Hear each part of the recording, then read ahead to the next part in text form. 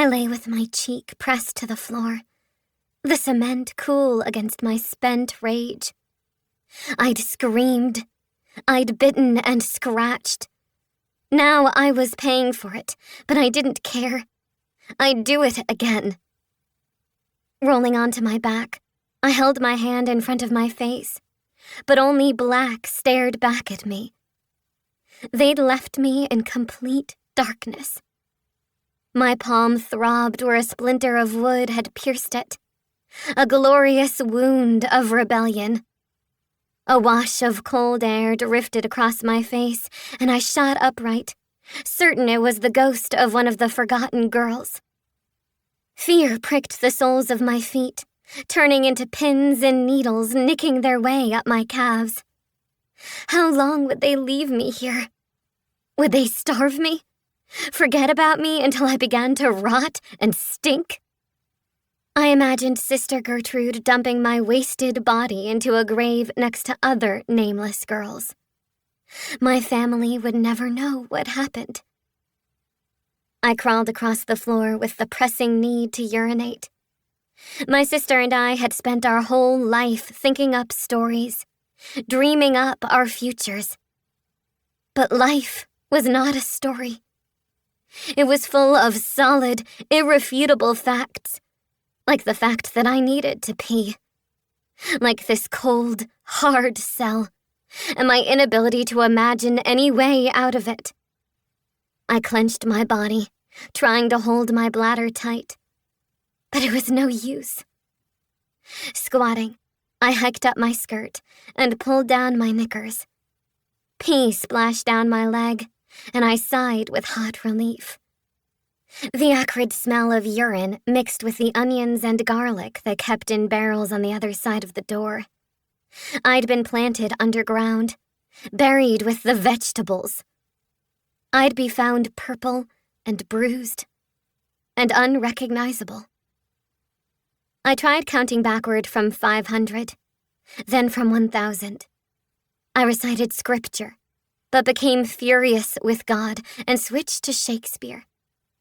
I thought of the gypsy children performing Romeo and Juliet in the rain, of Trey and Marcella, and the foretelling of my future. I thought of all the mistakes I'd made. I wanted to blame my father for them, for betraying our family and sparking a rebellion in our home. But down here, trapped in the bowels of the House of Mercy, I'd forgive him anything, if only he would come for me. After a while, time became blurred and boundless, as it had when I was grieving for my sister. My mind grew hazy. In this windowless room, there was nothing to distinguish day from night, no way to tell a minute from an hour. When the door opened and a wan band of gray light slid in with a tray of food, I tried to guess between dawn and dusk, but I couldn't. The door shut and darkness slammed against my eyes. I sipped the water, bit into the stale bread crusted with old molasses. It didn't matter what time of day it was, whether out of this room or in it. No one was coming for me. When I grew tired, I lay on the unforgiving floor with my hands cushioned beneath my cheek. It was a relief to escape into a different darkness. It made my fear less palpable. I could be anywhere behind my lids. I could go back. I could make another choice on that night when the simple, beautiful sound of a fiddle in another impenetrable darkness called to us. If only they hadn't played, or my sister and I hadn't listened. Book 1. Chapter 1. Effie. Luella and I carved our place in the world together. More accurately, my sister carved, and I followed, my notches secured inside the boundary of hers. She was older, courageous and unpredictable, which made it a natural mistake. "Luella?" I called, afraid my sister would lose me. "I'm right here," I heard, only I couldn't see her. A moonless night had swallowed the woods of the upper Manhattan Isle that we knew so well in daylight. Now we were stumbling, running blindly, bumping into one tree, turning and bumping into another, our hands held out in front of us, everything foreign and out of shape. From the depths of my blindness, my sister grabbed my arm and yanked me to a halt. I gasped for breath, my heart rattling my whole body. There wasn't a star in the sky. My sister's hand on my arm was the only proof I had that she stood next to me. "Are you all right? Can you breathe?" she asked. "I'm fine, but I hear the creak." "I know," Luella groaned. It meant we'd gone in the wrong direction. We should have gone directly over the hill to Bolton Road. Now we were near Spite and Divil Creek and farther from our house than when we'd started. "We should find the road and follow it home," I said. At least on the road there would be lights from houses. "That will take twice as long. Mama and Daddy will have the police out looking for us by then." Our parents were worriers. Daddy for our physical well-being, Mama for our souls. I still wanted to take the road because, either way, they'd be searching soon. "It's better than not getting home at all," I pleaded. Luella moved forward, pulling me with her until she stopped abruptly. "I feel something." She took another step. "It's a woodpile. There must be a house around here." "We'd see a light," I whispered, the ground squishy under my feet and pungent with the smell of manure. "It's worth finding out." Luella let go of me. "I'm going on ahead. Follow the woodpile." I traced my gloved hands over the rough, rounded logs until they ended, and I dropped a step into empty space, the darkness like a blindfold I wanted to rip off. I could hear the rush of the creek nearby. What if we walked straight into it? A few steps more, and my shoulder grazed a tree. I stretched out my arm. The trunk was massive. I followed it, my gloves snagging over the dips and grooves in the calloused bark, until I suddenly knew where we were. "Lou!" I gasped. "We're at the tulip tree!" Her footsteps halted. Luella and I were staunch believers in ghost tales, and everyone knew the story of the oyster man who hung himself in the rickety house next to the tulip tree. We'd never dared come this close to the house. Not even in the light of day had we found the courage to do more than peek from the hilltop. There was a hiss of air through Luella's teeth, and her tone grew sturdy. "Even if it is haunted, someone lives here. At least it's too dark to see the oyster man's ghost dangling from a rope in the window." This was not reassuring. My throat constricted, and my breath caught in my lungs. Luella had always been braver than me. Even in normal situations, I panicked with shyness. Now I was frozen solid. And as always when afraid, my imagination took over. When day breaks, the girls are nowhere to be found. The sun rises and warms the hill where they last stood. The river swells in the distance under the boat of an early rising fisherman who pulls up his net, the light catching the silver fish as they writhe in protest. He dumps them on his deck and catches sight of something floating in the water. A back, curved, buoyed to the surface by a skirt that bubbles up like a bloated fish. The girl's face is in the water, her dark hair trailing from her head like seaweed caught on a rock. I shook the image from my head.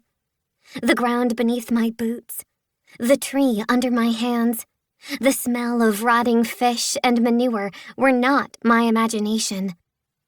The twigs snapping under Luella's feet were real. The rapid knock on wood. Silence. Then the sound of a heavy bolt sliding back and the click of a latch.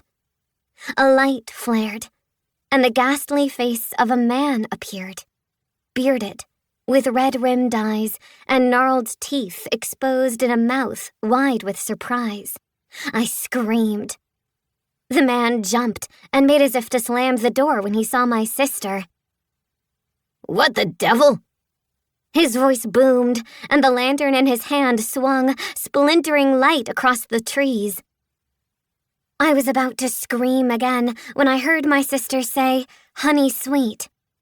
"I apologize for the disturbance, sir, but it appears we've gotten waylaid in the dark. If we could trouble you for your lantern, just to get us home, we'd be ever grateful. I'll have it returned first thing in the morning." The man held up the light and stepped forward, peering into my sister's face, and then glanced down her dress. "We," he said. It disgusted me the way he looked at her. I'd seen men look at my sister like that before, but we'd never been unchaperoned and alone in the dark. "My sister is just behind me." Luella took a step back, closer to me, but still out of reach. "The screamer." The man barked a laugh. "If you can't spare a light, we'll simply take the road." There was a quiver to Luella's voice as she retreated. "Hang on now." The man caught her by the arm. A ghost would have been better than this solid man of flesh and blood. I thought of crying out for help, but there was no one to hear us. Maybe I could lunge out of the darkness and take him by surprise, knock the light from his hand, then grab my sister and run. I did none of these things, standing paralyzed with fear as my sister took a step closer to the man, the hem of her skirt brushing his leg. "Oh, you dear, sweet thing." She placed her hand over his that gripped her arm, the affection startling him enough to ease his hold. "Aren't you kind to be concerned? Your chivalry will not be overlooked." In a flash, she kissed his pocked cheek, at the same time slipping her arm free and plucking the lantern from his hand. Turning swiftly with 2 long strides, she caught me by the hand and rushed us up the hill as fast as she could. Plunged into darkness, the man stood dumbfounded on his doorstep, knocked so far off balance by that kiss that I was sure for years to come he would think we were the ghosts who had come to haunt him. We didn't slow down until we reached our front door, where the fear of facing our parents replaced my fear of the dark and the ghost of hanging oystermen. Out of breath, I pitched forward with my head between my knees. "You're not going to have a blue fit, are you?" Luella sounded unsympathetic. If I had a fit, our parents would blame her, since she was older and therefore responsible for me. I was not allowed to run. It was a simple rule to follow. I shook my head no, unable to speak as I took slow, steady breaths, regaining my equilibrium. "Good." She blew out the lantern, grinning at me as she stowed it behind the abelia bush, proud of her cunning to obtain it, and not at all bothered at the idea of being in trouble for missing curfew. Daddy would get angry. Mama would scold. Luella would look appropriately regretful. She'd apologize, kiss Mama, throw her arms around Daddy, and it would be as if she'd never done any wrong because, for all of my sister's rebelliousness, she was adored. Tonight, however, we had no need to worry. Neela was dusting the glass panel on the grandfather clock as we stepped into the hall. It gave a resonant tick-tock announcing our lateness. "I'm not even going to ask," she said in her Irish brogue. Neela, our household maid, was young and spirited, as Mama called her. Maybe that's why she never tattled on us. Your parents are out, and Velma's been kind enough to leave your dinner in the kitchen. No use setting the dining room for the likes of you two." She swatted the dust cloth at me as I passed, shaking her fiery red head in mock disapproval. The only person we had to look out for now was Mama's French maid, Margot, who had come with Mama from Paris. She was a solid, handsome woman, with dark hair that refused to gray and eyes the color of steel. Loyal only to her mistress, she reported our every misstep. Tonight, Margot's room off the kitchen was empty, and Luella and I ate quickly, escaping to our rooms before she had a chance to return. I was too tired to bother brushing my hair before crawling into bed with my notebook, where I would embellish our adventure into a story worthy of our tardiness. It was Daddy who encouraged my storytelling. As a child, my mind froze when people asked me questions. I'd stare at them, reaching for what they might want me to say, never finding the right words. When I was 6 years old, Daddy gave me a notebook and a shiny black pen and said, "Your eyes are full of mystery. I love a good mystery. Why not write one for me?" After that, at least in my imagination, words flowed. When my hand began to cramp, I slipped the book under my pillow and turned out the lamp to wait for Luella, who religiously brushed her hair 100 times before bed. She'd read in Vogue it thickened limp strands. Despite our separate rooms, we still slept together. When we were little, our beds were so far apart in the nursery that one of us would creep across the room to climb in with the other. When Luella turned 13, she got her own room, and the nursery became mine. My twin bed was replaced with a double oak canopy. My child's wardrobe swapped out for a lovely, large one fit to accommodate all the womanly dresses I would grow into. I was only 10 at the time and had high hopes for my future figure. At 13, it was becoming harder to pretend I'd ever grow into a dress meant to hang in that wardrobe. I had always been small for my age, but as the girls around me filled out and inched their way upward into the world of womanhood, I remained short and thin, with no figure to speak of. Luella had long since left me behind. Her breasts filled out a chest that had once been as scrawny as mine, and her straight waist curved over enviable hips. Even her face had rounded out, her dimples sinking into full cheeks. But it was her fingernails I envied the most. Smooth and flat, her white cuticles like upside-down smiles or tiny, cresting moons. My cuticles were invisible under the murky lumps that grew like pebbles from my nail beds, bulbous and round as if I dipped my fingertips into melted wax. Jumping into bed, Luella wriggled next to me, whispering, "Wasn't it absolutely marvelous? I keep hearing the fiddles and that voice. I've never heard anything like it. It was wildly sinful, wasn't it?" It was.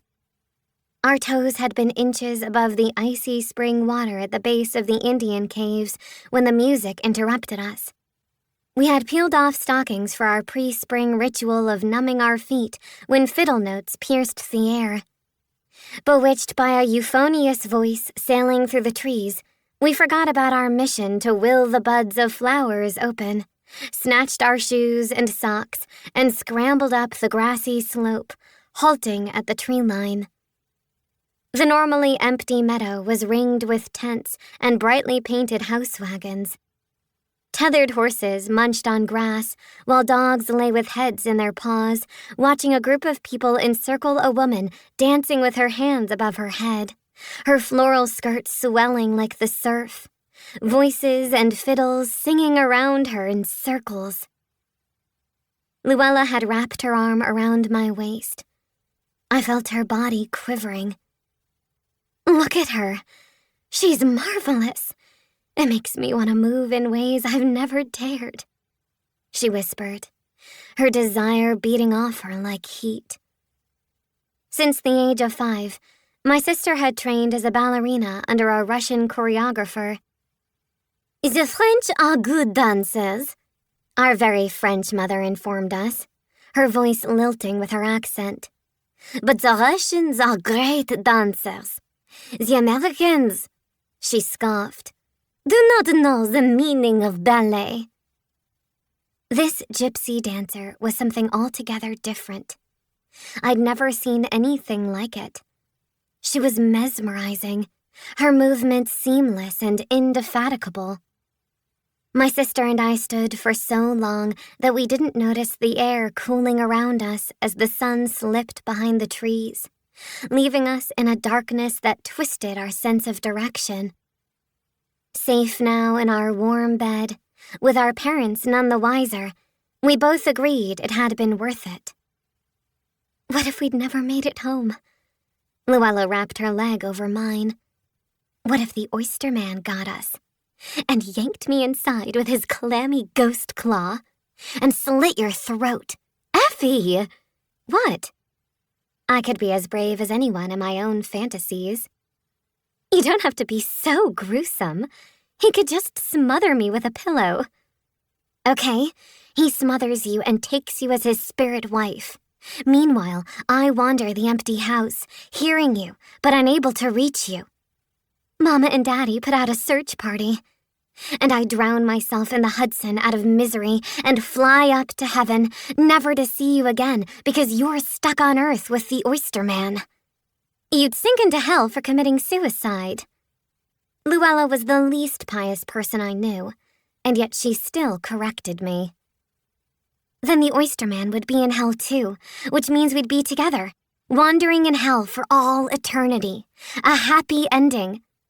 I'm afraid you've got it all wrong. Luella twisted a piece of my hair around her finger and gave a gentle tug. I'd never let you kill yourself for me, not even as a ghost. So the story is bunk. You'll have to start a new one. Which, if I was going to be accurate, even in fantasies I tried to be as accurate as possible, was true. Luella would never let anything happen to me. When something did happen, it was Daddy who was to blame. Chapter 2. Effie. I did not think my father capable of wrongdoing. When people spoke of him, it was with admiration, if not slight reverence. Devilishly handsome, they said, quailing under his astounding blue eyes and full-lipped smile. It was a look you wanted to fall into, and at the same time, wriggle out from under. He was a man of few words, not shy like I was, just stolid and taciturn, and when he spoke, it was with the subtle hint that he knew much more about you than he was letting on. My mother was straightforward and plain as paper, a disparity that I understood made my parents an odd couple. Once, I overheard a woman, homely herself with bony arms and a sharp chin, say to another woman as she sipped wine in our parlor, "I don't know what spell Jean wove over Emery when they were courting, but I wouldn't have risked it. Men that comely always stray." I was only 7 years old at the time, and all I could glean from this comment was that it had taken trickery on my mother's part to marry my father, and that somehow she'd pay for it. In public, Mama sang Daddy's praises, swooping to his side with the grace of a long-necked heron. But when she told us how she met Daddy, it was with a tone of warning as Luella and I sat wrapped on her bed, watching her apply cold cream to her face. "I was 21, she said, this first bit already a travesty. "Living with my mother in a grand old Parisian home. I thought I'd be stuck there for the rest of my life. No matter that I was a regular dancer in the opera stage. I had never had a single proposal." She wiped a glob of cream down the bridge of her nose. These lengthy limbs of mine made a lovely ballerina, but not a lovely catch. Never mind my height. Men don't like to be looked in the eye. The worst thing, of course, were my hands. Luella and I looked at them on cue. Mama's nightly cream application was the only time we got to see them gloveless. We knew well the story of when she was 16 and her skirt caught fire over the limelights during a rehearsal of La Bayadère. She would have died if she hadn't beaten the flames out with her hands. Hands now covered in scars. A hideous embarrassment, she called them. I loved those scars. They were badges of heroism and proof of Mama's strength and survival. When I was little, and I'd lose my breath, the only thing that calmed me was running my fingers over the folded, twisted skin on her hands. Pitched forward with my head to the floor, I'd pull off her gloves and trace her wounds like a map, memorizing the curve of each scar until my heart slowed and I could breathe again. Then Mama, without a thread of panic, would say, "There now, that's done with," and pull me to my feet. A blob of cream dropped to the rug. She laughed and said, "Why your father wanted to marry the likes of me, I can't imagine," wagging a long finger at Luella. "Now you, my dear, will have none of my difficulties." My sister stiffened. This part we'd heard many times before. Mama made a point of lauding Luella in the same way she lauded Daddy, often publicly, always demeaning herself in the process, saying things like, "It was Paris that turned Emery's head. It was a good thing he proposed before we left." Or, "Thank goodness Luella didn't get my looks. With her beauty, she'll go places in her career I never could." Luella was beautiful. She was the spitting image of a photograph in the drawing room of our great-grandmother on our mother's side, Colette Savaret, a Parisian socialite, who became a recurring character in the stories I made up. She died before Mama was born, and it was her husband, Mama's grandfather, Auguste Savaret, who had taken Mama to the ballet every season. "He adored me," Mama reminded us. "It was for him I learned to dance." "I'll never dance for anyone but myself," Luella retorted. "You wait and see," Mama answered. Where I was concerned, there was no talk of husbands or careers. My heart ensured that I'd never be a dancer. My clubbed fingernails, that I'd never find a husband. Luella would fulfill our mother's dreams. My focus was only to stay alive. I was born 7 weeks early, on January 1st, 1900. My father said only great things could come of a Tilden child born on the first day of the new century. I surely disappointed. According to Mama, my cry sounded like a cat mewing, which alarmed the midwife. Turns out, my heart wasn't right. "It's a malformation due to the imperfect development of the organ," the doctor informed my parents. The way I saw it, God hadn't seen fit to finish me. "You're lucky this one has no visible signs of cyanosis," the doctor went on to tell them, as if the fact that I wasn't born with gray coloring, like most babies with my condition, was something to be proud of. It was not much of a comfort, followed by what he said next. "Unfortunately, there's no way to close the abnormal opening in her heart. She's not likely to live through the year." I imagined my mother accepting this information stoically, holding me in my pink newness like a breakable thing, her sinewy limbs draped on the bed, blue veins like fine thread running through her white thighs. According to her, it was Daddy who bellowed that no doctor was going to tell him his child wouldn't live to see her first birthday. He was right, because despite my unfinished heart, I stayed alive, happily feeding on condensed milk from a glass bottle shaped like a banana. The doctor said I was too weak to nurse, but my mother believed I didn't have the will, that I wasn't trying hard enough. I told the doctor that with a temperament like yours, you'd never survive, Mama told me reproachfully, as if I was expected to prove myself even as an infant. Daddy, who loved modern inventions, said the feeding bottle was fascinating with its newly refined rubber nipple. I tried to convince your mother that it was an advantage, not a failure, he reassured me. But I was sure she never saw it that way. She had already birthed Luella, and therefore knew what success looked like in a newborn. I imagine my sister came out kicking and screaming, attaching herself to our mother's breast with rightful ownership, growing into a plump, feisty 3-year-old who already knew exactly what she wanted by the time I came along. Mama told us that the first time Luella saw me, she insisted, since I was the exact size of her glass-eyed baby doll, that I was her baby too.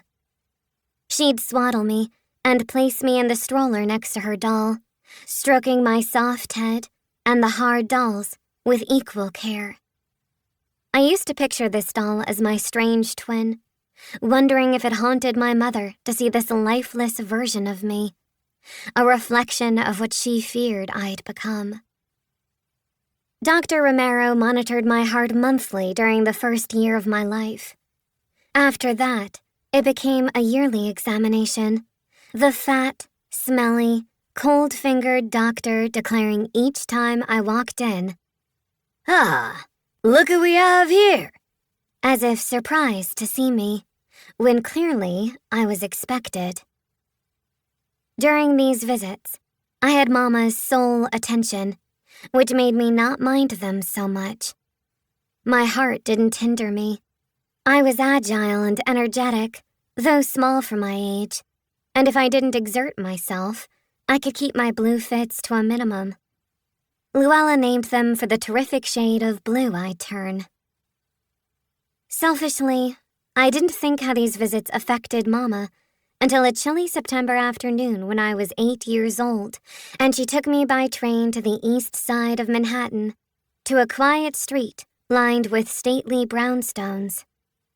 When she opened a little black gate next to a sign that said, Louis Fougere Bishop, M.D., a prickle of fear went through me.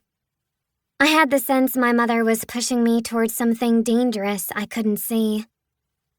Why aren't we going to Dr. Romero's? She clicked the gate shut behind us. Dr. Bishop is a heart specialist. What was Dr. Romero? Not a heart specialist.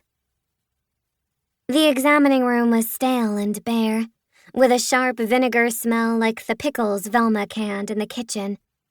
There were no pictures on the walls, or even a vase of flowers to put us at ease. Only a strange-looking contraption covered in rubber tubes with intricate dials and knobs. It made me think of Frankenstein's laboratory from a book I'd snuck since Mama declared it inappropriate. Steering clear of the machine, I hopped up onto a metallic bed covered in a starched white sheet that crinkled under my legs. Mama eyed the contraption, her gloved hands clasped tightly over the curved handle of her purse. "What's that?" she asked the doctor when he stepped into the room. Dr. Bishop was short and wiry, with a glossy bald head that bobbed up and down excitedly, his round spectacles slipping down the bridge of his nose. "That is an electrocardiogram, invented by a Dutch doctor. It's the only one in America." He pushed his glasses up, his bulbous eyes glistening behind his thick lenses. "Unfortunately, I won't be using it on the child. We're still in the early stages and have barely perfected it for grown men." Mama gave a tight nod of relief as the doctor unceremoniously pulled my dress from my shoulders and stamped a cold stethoscope against my bare chest, cocking his head as he listened to the murmur caged in my ribs. The tips of his fingers felt cold and waxy against my back. He had white eyebrows with long hairs that curled toward his wrinkly forehead.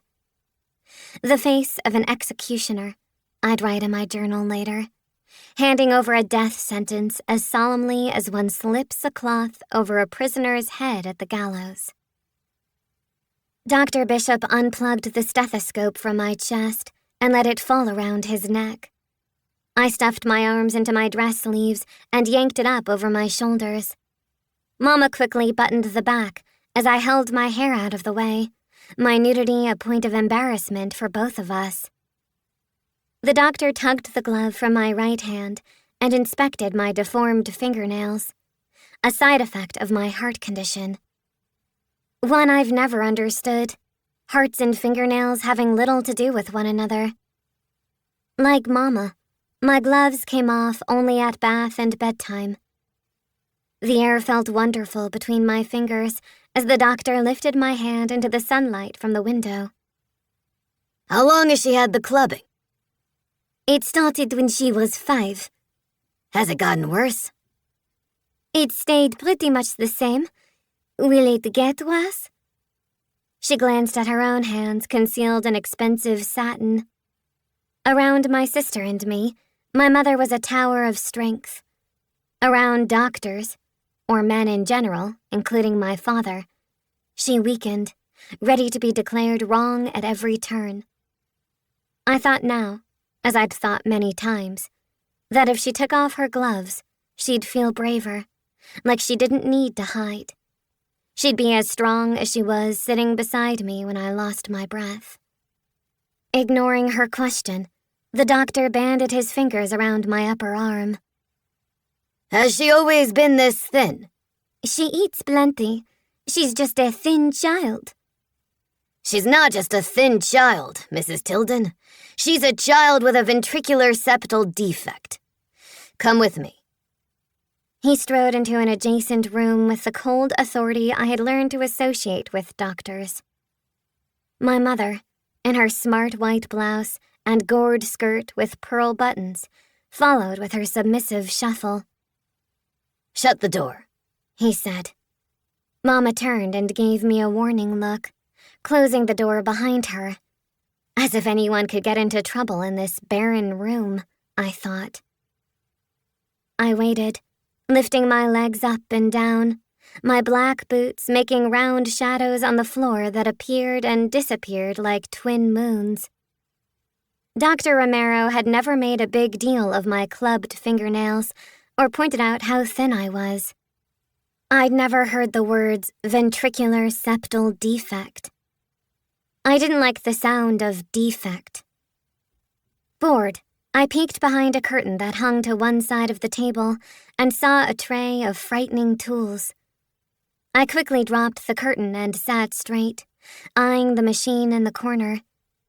If Dr. Bishop was a heart specialist, then he'd know especially how to heal me.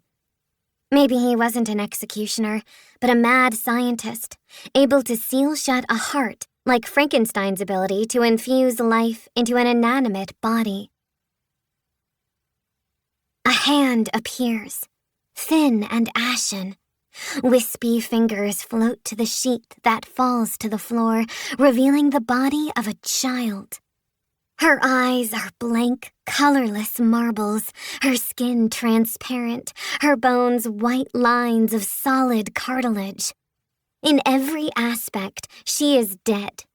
And yet, past the curve of her ribs, deep in her chest, there is a steady pulse of color. Not vibrant red as one expects from a heart, but pale pink and blue. With each beat, the color brightens until the room is a wash of candied light.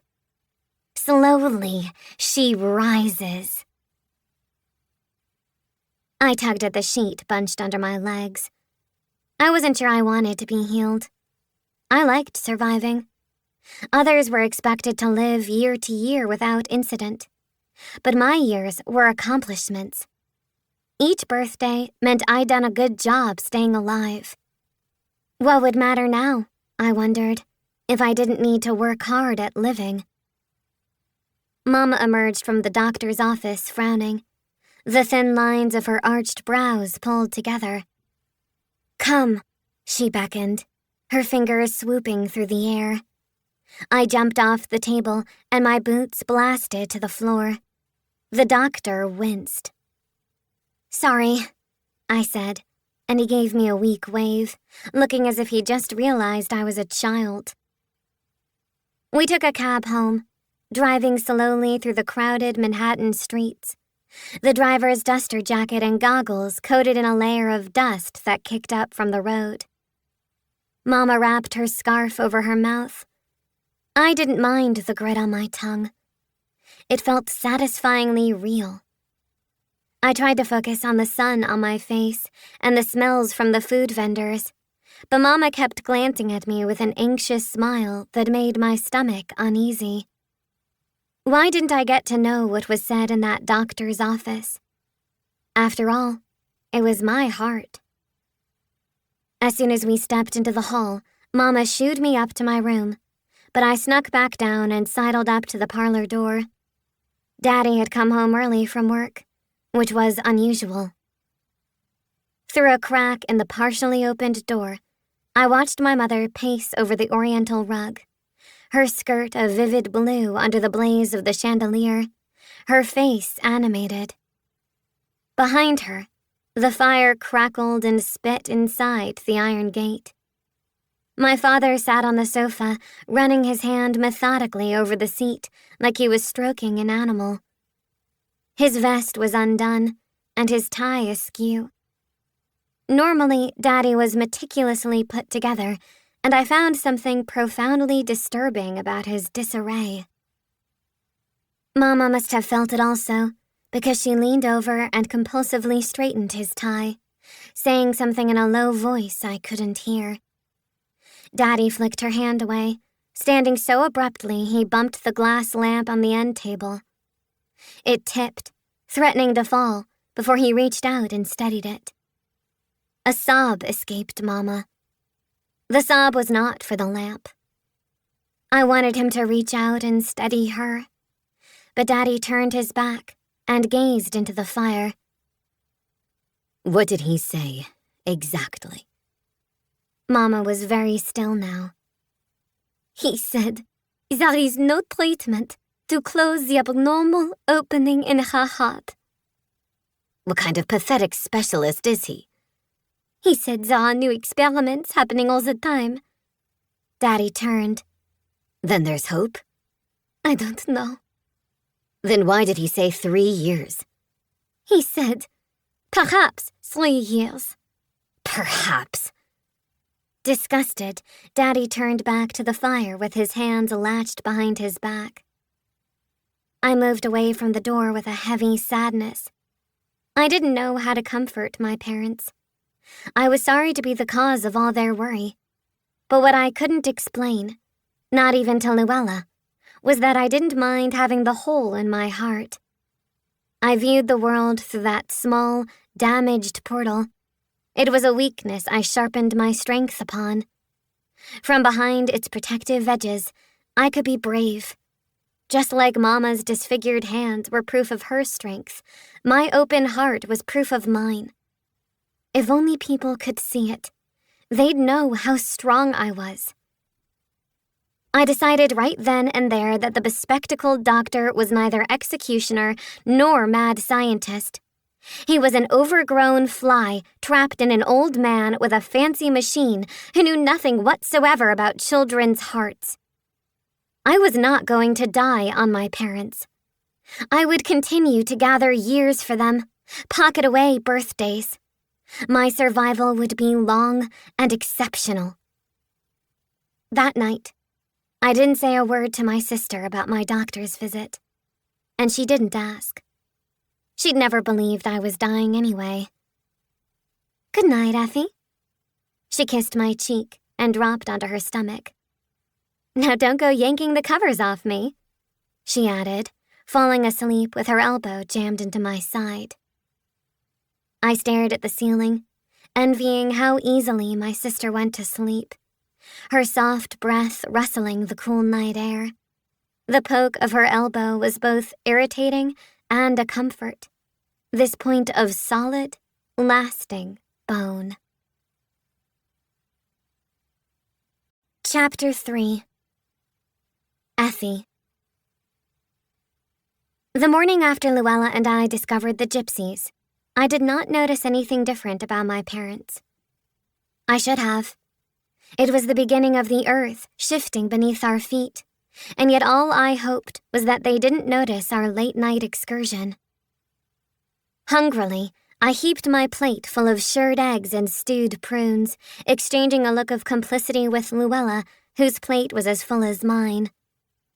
"Effie, really?" Mama gave a disapproving look as I poured an unreasonable amount of cream into my coffee. She wore a blouse with a high, buttoned collar that made her look as if she had no neck at all. "It's unbearably bitter." I took a sip, letting a small, undissolved lump of sugar slip into my mouth.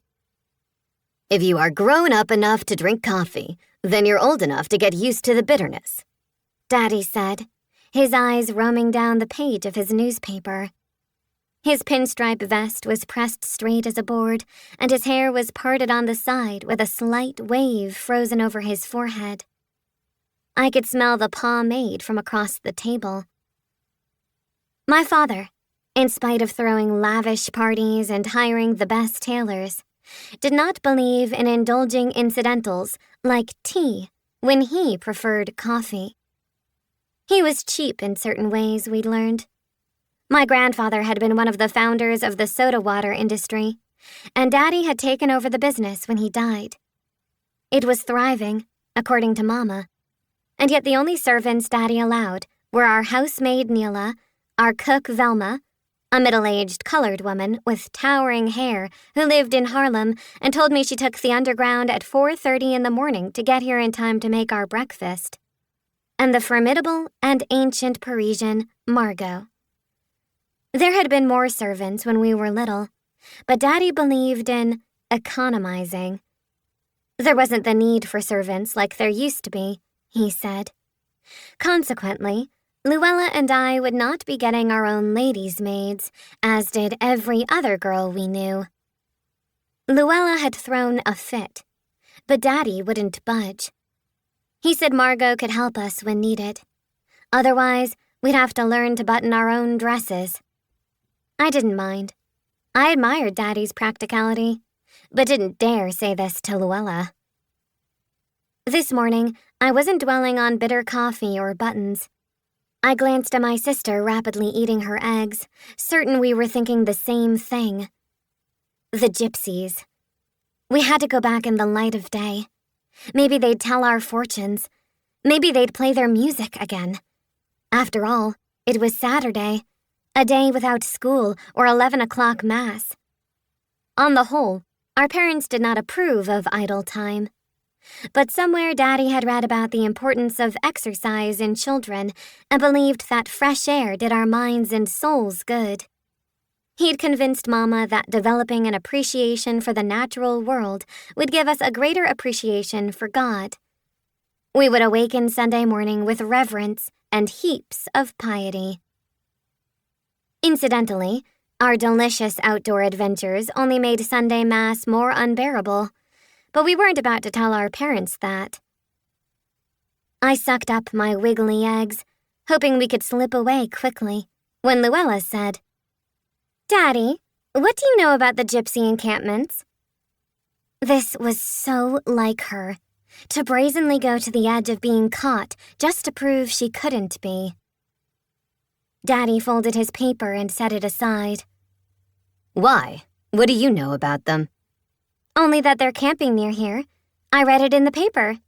Then you know as much as I do. They're vulgar people, Mama put in, vulgarity being a word she bestowed on most of New York City these days. Immigrants, she added, knowing Daddy disliked the throngs of immigrants as much as she did. I had the urge to point out that she was an immigrant, but didn't dare. The French, apparently, had overcome that vulgarity by virtue of being French. They're well-behaved and polite, from what I've heard. Daddy sipped his coffee. Well-behaved people do not let their children crawl in the dirt. They're savages and thieves, Mama replied. They're honest horse traders. Mama fussed with her napkin.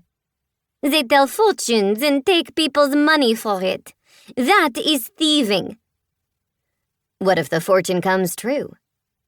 Daddy flashed her an indulgent smile. Mama dismissed the remark with a click of her tongue, turning to Luella. The gypsies are an ignorant people, which makes them dishonest. If you want your fortune told, you must understand that you are donating your money to thievery, not paying for an actual service.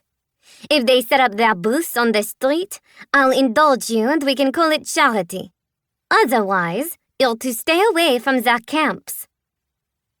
I glared at Luella, and we ate the rest of our breakfast in silence. Once Neela cleared our dishes away, we excused ourselves and flew upstairs for sweaters. Mama was at her desk responding to invitation requests, and Papa was getting ready for his Saturday tennis match. We promised to be home by lunch, slipping out into the April morning with our sketch pads. Our house was one of 5 brick homes on a wide cobblestone street that bordered a thickly wooded hill on the northwest end of Manhattan. No trolleys came up this far, and we had to walk 5 blocks from the elevated train into Manhattan for school. Mama used to walk with us to the schoolhouse when we lived on 5th Avenue, but here it was too far and took too long for her to ride the train back and forth, which left us on our own and gloriously independent. As soon as we were out of sight of the house, we discarded our notepads behind a tree and ran to the stream where we pulled off our stockings, hiked up our skirts, and tiptoed into the frigid water. Overhead, the sky was a promising blue. Once our feet were properly numb, we waded out, pulled our dry stockings and boots over the bright red skin of our tortured feet, and climbed the hill in silent, mutual defiance of our mother's prejudice against the gypsies. There was something fascinating about them that existed nowhere else in our lives. Threading our way through the trees, we heard distant voices, the occasional braying of a horse and the shouts of children. This time, we didn't stop at the tree line, but walked boldly into the bright tumult of tents and caravans. Horses whinnied and dogs yapped. Cast iron pots straddled the morning fires, with smoke that coiled into the brisk air. We passed a man squatting by a basin of water. He plunged his hands in, looking up with a crooked smile and 2 front teeth missing. Women in aprons and headscarves raised their heads to gaze at us, but kept to their tasks, arching over scrub boards, wringing clothes out to dry in the sun. A boy of around 13 years of age followed us, swiveling his stick in the dirt like the trail of a snake. I had imagined all gypsies to be dark-eyed and dark-haired, but this boy was freckled and fair, with light eyes that bore into me every time I turned to look at him. Without warning, Luella whirled to a stop. The boy pulled back, startled, but curious as Luella asked him whom we might speak with about hearing their music, enunciating her words as if he might not understand. When he didn't reply, she asked if he spoke English, which made him laugh.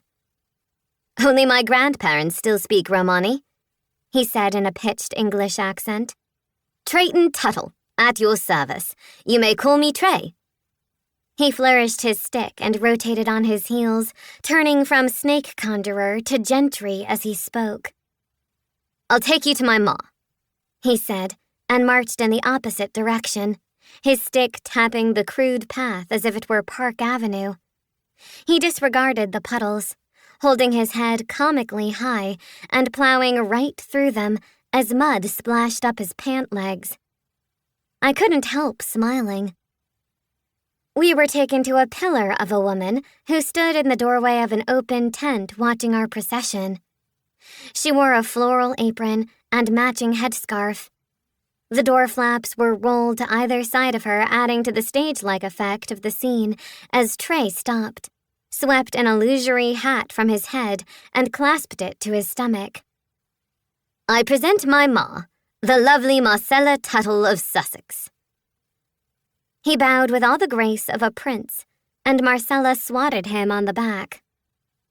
"My little actor, go steal someone else's show. Better yet, play the part of a servant boy and wash those pans. They're crusting over in the sun." An upward lilt at the end of Marcella's accented words made her sound as grand as the boy proclaimed her to be. Ignoring her, Trey said, "These fair maidens of the hill have come to hear our accomplished music." He spread his palms as if we'd sprung from them, lowering an intense gaze at Luella. "If you're not careful, the music might change you in ways you're unprepared for." He turned his delicate face toward me, and I thought he'd make a fine actor one day with a face like that. Cocking his head to one side, he said, "You, I believe, are not so easily influenced." His sentence was cut short by a broad hand that reached into our scene and yanked him by the collar. "Enough of this dandy play. You get those pans washed or I'll wash your hide." There was a boot to Trey's behind. "Job and I already brushed down the horses and emptied the water buckets. You get on and do the one thing you're asked and stop messing about." Trey stumbled, righted himself, and straightened his imaginary jacket without missing a beat.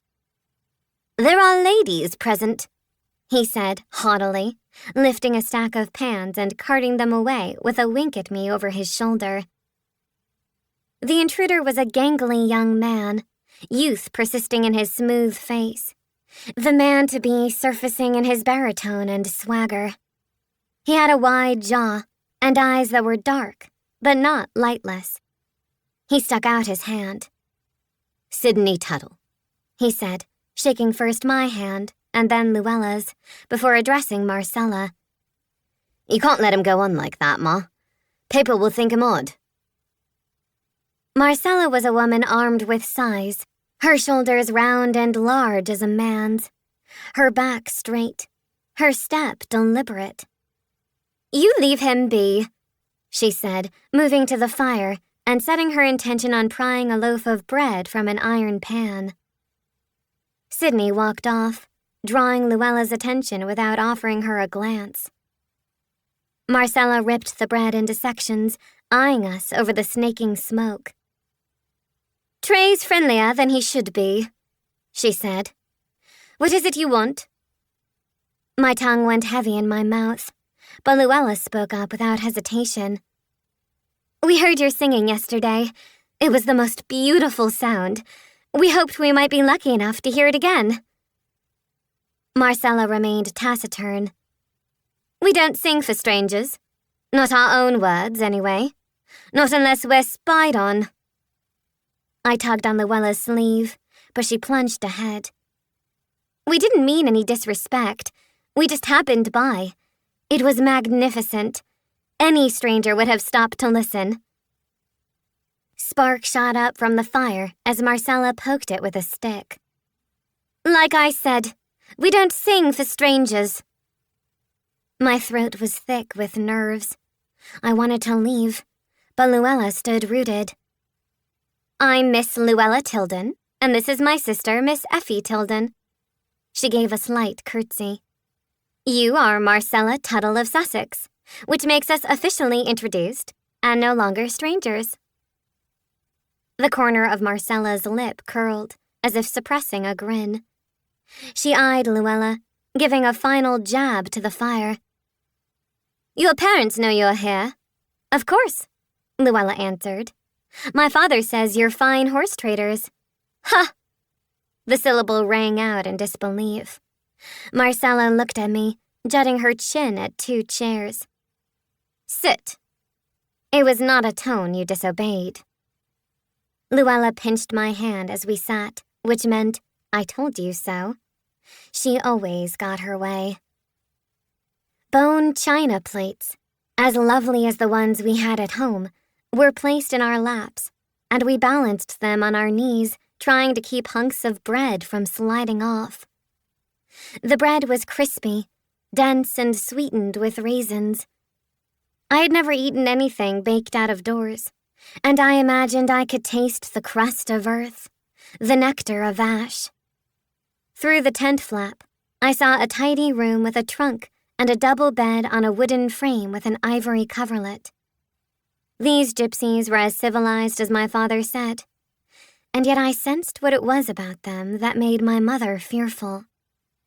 There was a pulse around them, an enigmatic energy, as if the blood of their music, even in silence, vibrated up through the ground beneath their feet. A little way off, a girl watched us. She looked about Luella's age, or at least as mature in figure, with dark hair and skin. Her cheeks turned into a wide smile as she watched me rip the bread with my teeth. I felt on display, sized up by my ability to eat in an outdoor chair with a plate on my knees. Walking over, the girl dropped to the ground with her legs curled back under a skirt embroidered in red, blue, and yellow flowers. "I'm Patience," she said, and we introduced ourselves in turn. Marcella handed Patience a hunk of bread and she chewed it, watching us from the same dark, distinct eyes as her brother Sydney. I wondered where Trey had sprung from with a paleness so unlike his siblings. As news of our arrival spread through the camp, a crowd of children gathered around us, each with a pet of one species or another. One boy held a rope tethered to a goat that appeared perfectly content to be dragged around by its neck. Another boy, in dirty-kneed knickers, set a globed cage at my feet with a canary as bright as an egg yolk perched inside.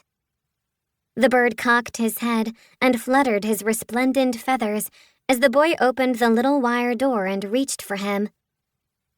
"I've clipped his wing so he won't fly away," he said, lifting the bird and letting him hop from the narrow branch of his finger to mine. "How charming!" cried Luella, watching the bird parade up and down my finger. "May I?" The bird hopped from my finger to hers, and Luella laughed and stroked its lemony head. The other children crowded closer. A scrappy girl took the empty plate from my lap and dropped a bunny into the fold of my tan skirt. It was so ensconced in knotted gray fur, I could hardly tell its tail from its head. It gave a violent kick as I lifted it and tore a line of skin from the inside of my arm. "Ouch!" I cried, and the girl snatched the animal back. "You can't hold him like that," she scolded, tucking the bunny into her chest and pinning his feet with her hands. "Are you okay?" Luella said. "Let me see." A string of blood beaded along my arm. It stung. "I'm fine." The boy promptly took back his bird, as if Luella might also prove an unfit handler. 2 children, matched in size, their hair wild and long, stared at us.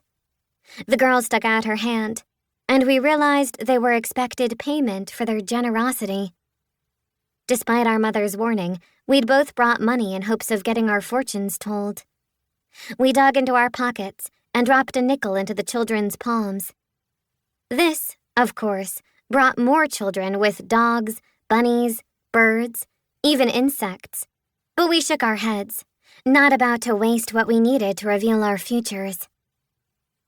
Marcella watched us, stationed by the fire with folded arms and an amused expression. She never reprimanded the children or called them off. She let us fend for ourselves until the gaggle turned away. It impressed me how different Marcella was from my own mother, or any other mother I'd known. In my world, Mother stepped in to solve problems, arrange hair and clothes, and put everything in order. Marcella, with her eagle's eye, watched to see how things might arrange themselves. It was Sidney who raised his fiddler's bow first, toasting his brothers and striking his fiddle with gumption. Clearly, Trey had organized it, bouncing behind the musicians with glee, one man with a dulcimer, another the trombone. The three men formed a semicircle around Patience. She gave a dramatic pause, raised her hands over her head, and then plunged into a dance as their notes struck the air and a man's deep, mournful voice rose above the instruments. It's evening already. We took a long road. Tie them up and rest.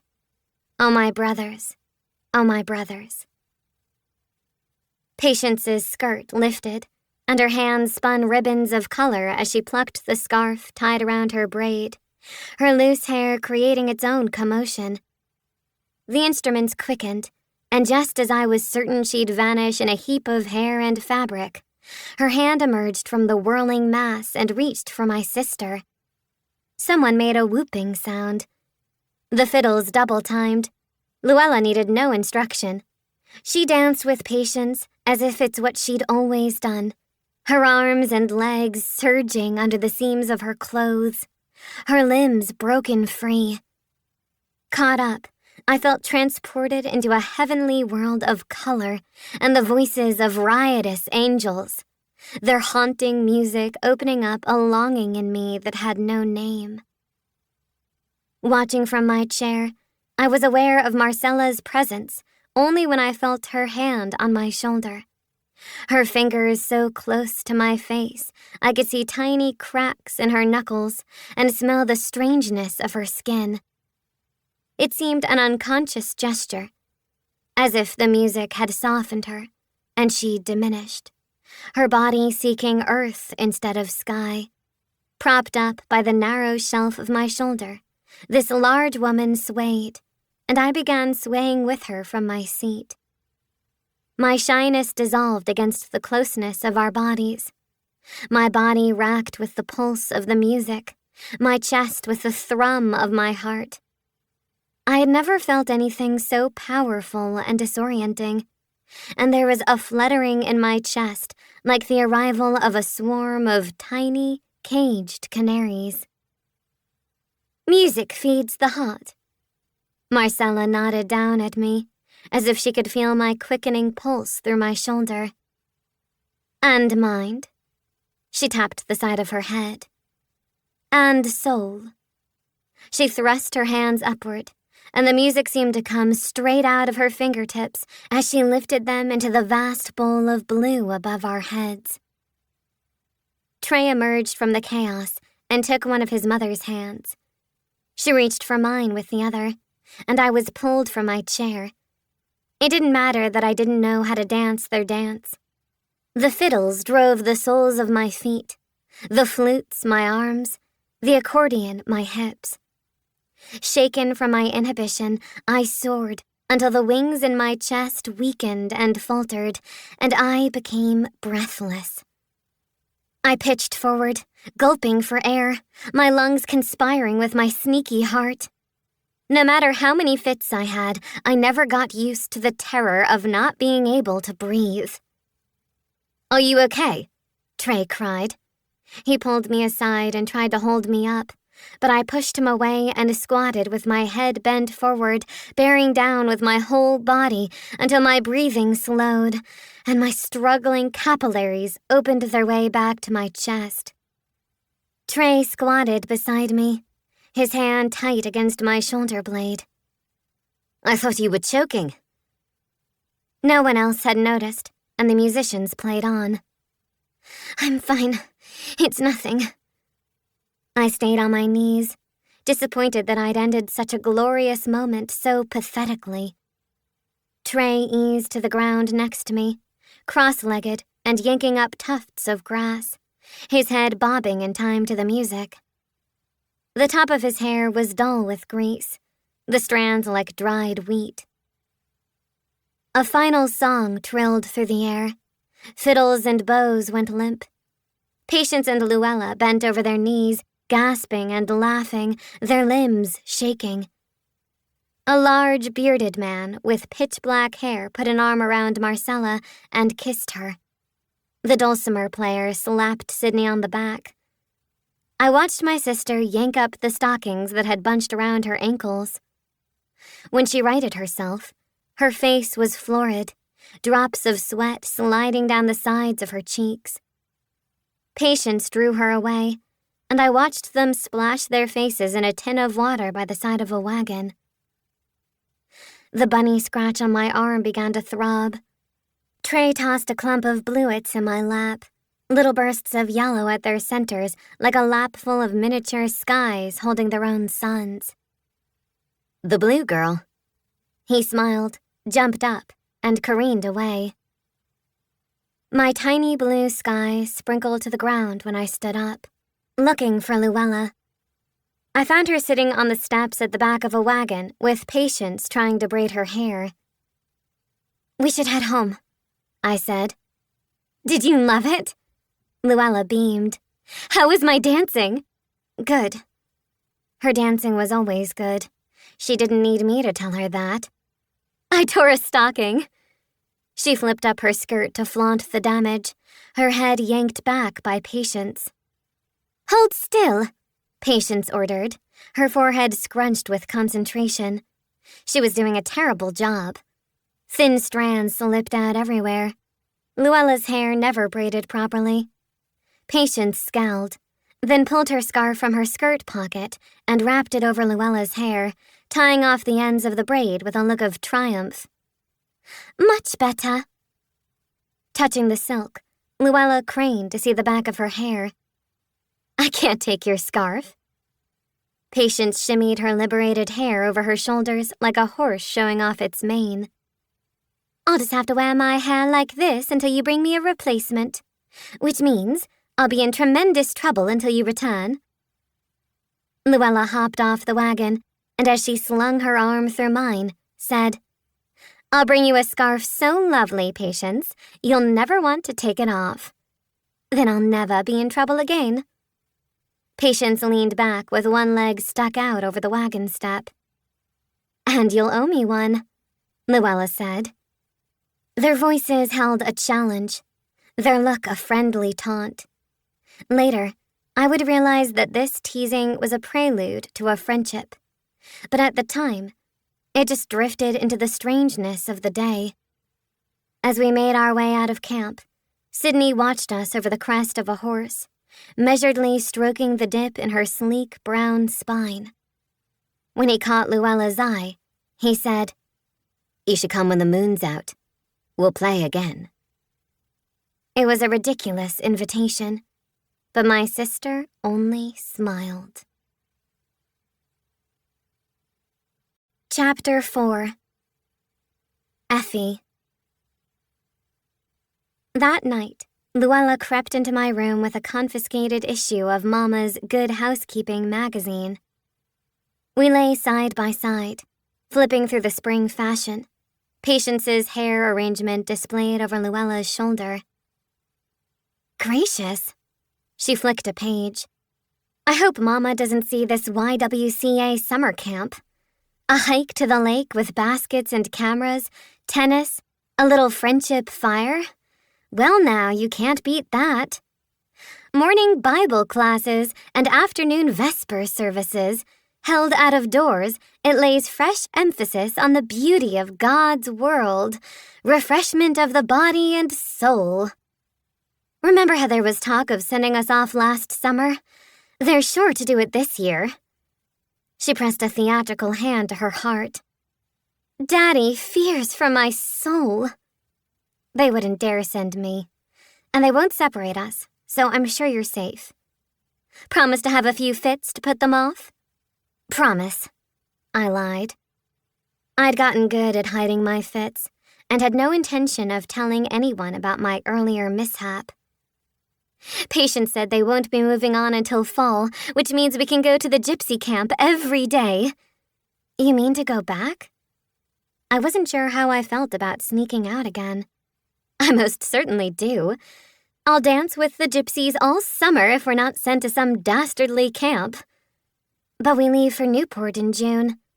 At least we'll have until then. We never missed summers in Newport, where we had family. I looked forward to it, even though most of our time was spent perched in airy mansions or parading with the other girls in white attire on clipped green lawns like flocks of egrets. I always held out hope that Mama would let us swim at the beach.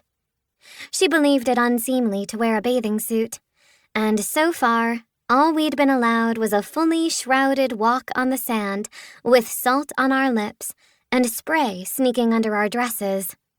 It was agony. Luella paused on a page where a model posed with a plume, plucked from some unfortunate bird, soaring from the back of her head. Pearls cascaded from her hair and neck and waist like a strung instrument. What I wouldn't give for a dress like that, she breathed. Daddy would never let me wear it. Not yet. Not ever.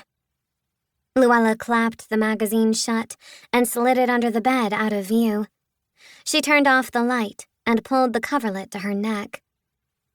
What did you do with Patience's scarf? I whispered. Hid it under my mattress. Are you going to give it back? Never. I want to remember today and every boring minute of my boring life. I slid down and pressed my cold feet against Luella's. A full moon shone through the window, and Luella's eyes sparked in the cool, bright light. Church was unbearable the next day. The Reverend's voice droning on and on, everything stiff and colorless. Seats, Bibles, faces, and pompadours. After, we were forced to sit all afternoon with our ancient grandmother in her townhouse on Gramercy Park, her powdered white face staring at us from under her black cap. She was a small, withered woman who made up for her size with dogmatic proclamations and a finely honed sense of righteousness. I quailed in her presence and could never think of anything to say. I knew she thought me as dumb as a board. Today, thankfully, she directed her sharp inquiries at Luella while I watched in silence, imagining if my grandmother dared to smile, how her vitrified wrinkles would crack and shatter her porcelain skin. School that week was as dull as church, and ballet was torture for Luella. I began to understand her ardor for the gypsy camp. There was fresh life in it. I wondered if Marcella had cast a spell, making our day-to-day routine colorless without them. On Friday, we conspired in the bathroom as Luella rubbed salve into her big toes. Ivanov yelled at me 3 times because I didn't put enough padding in my shoes, and I winced through all of my bourrées. You look like a tortured fish. Smile, Luella, smile. Luella mimicked his accent and threw her arms in the air, nearly dropping the salve in the toilet bowl. Whoever invented point shoes should be shot. It was a rare moment when I didn't envy her ability to dance. The next day, Saturday, we were halfway out the door when Mama stepped into the hall from the parlor, snapping shut the novel she'd been reading. It's awfully cold to be gadding about out of doors. Which reminds me, where are your sketches from last week? Luella quickly lied that we'd turned our pictures into the art teacher. Today, we were working on poems for the school poetry contest. Then where are your notebooks? Mama raised a single, perfectly arched brow. Wordlessly, I produced the leather-bound notebook I carried for story ideas. And yours, Luella? We're working on a poem together. She smiled. Mama narrowed her eyes at me. How are you feeling? Fine, I said. The previous day I'd had a blue fit I hadn't been able to hide. Luella pulled me against her. I'll keep an eye on her. If she shows the slightest sign of weakness, I'll bring her straight home. Mama tapped a nervous finger on the spine of her book, before giving a reluctant sigh. "Your sweaters won't do. It's drizzling. Go get your coats. And if it begins to really rain, you're to come directly home." We did as we were instructed, kissed Mama goodbye, and strolled leisurely up the road as she watched from the doorway, tearing off as soon as we rounded the corner.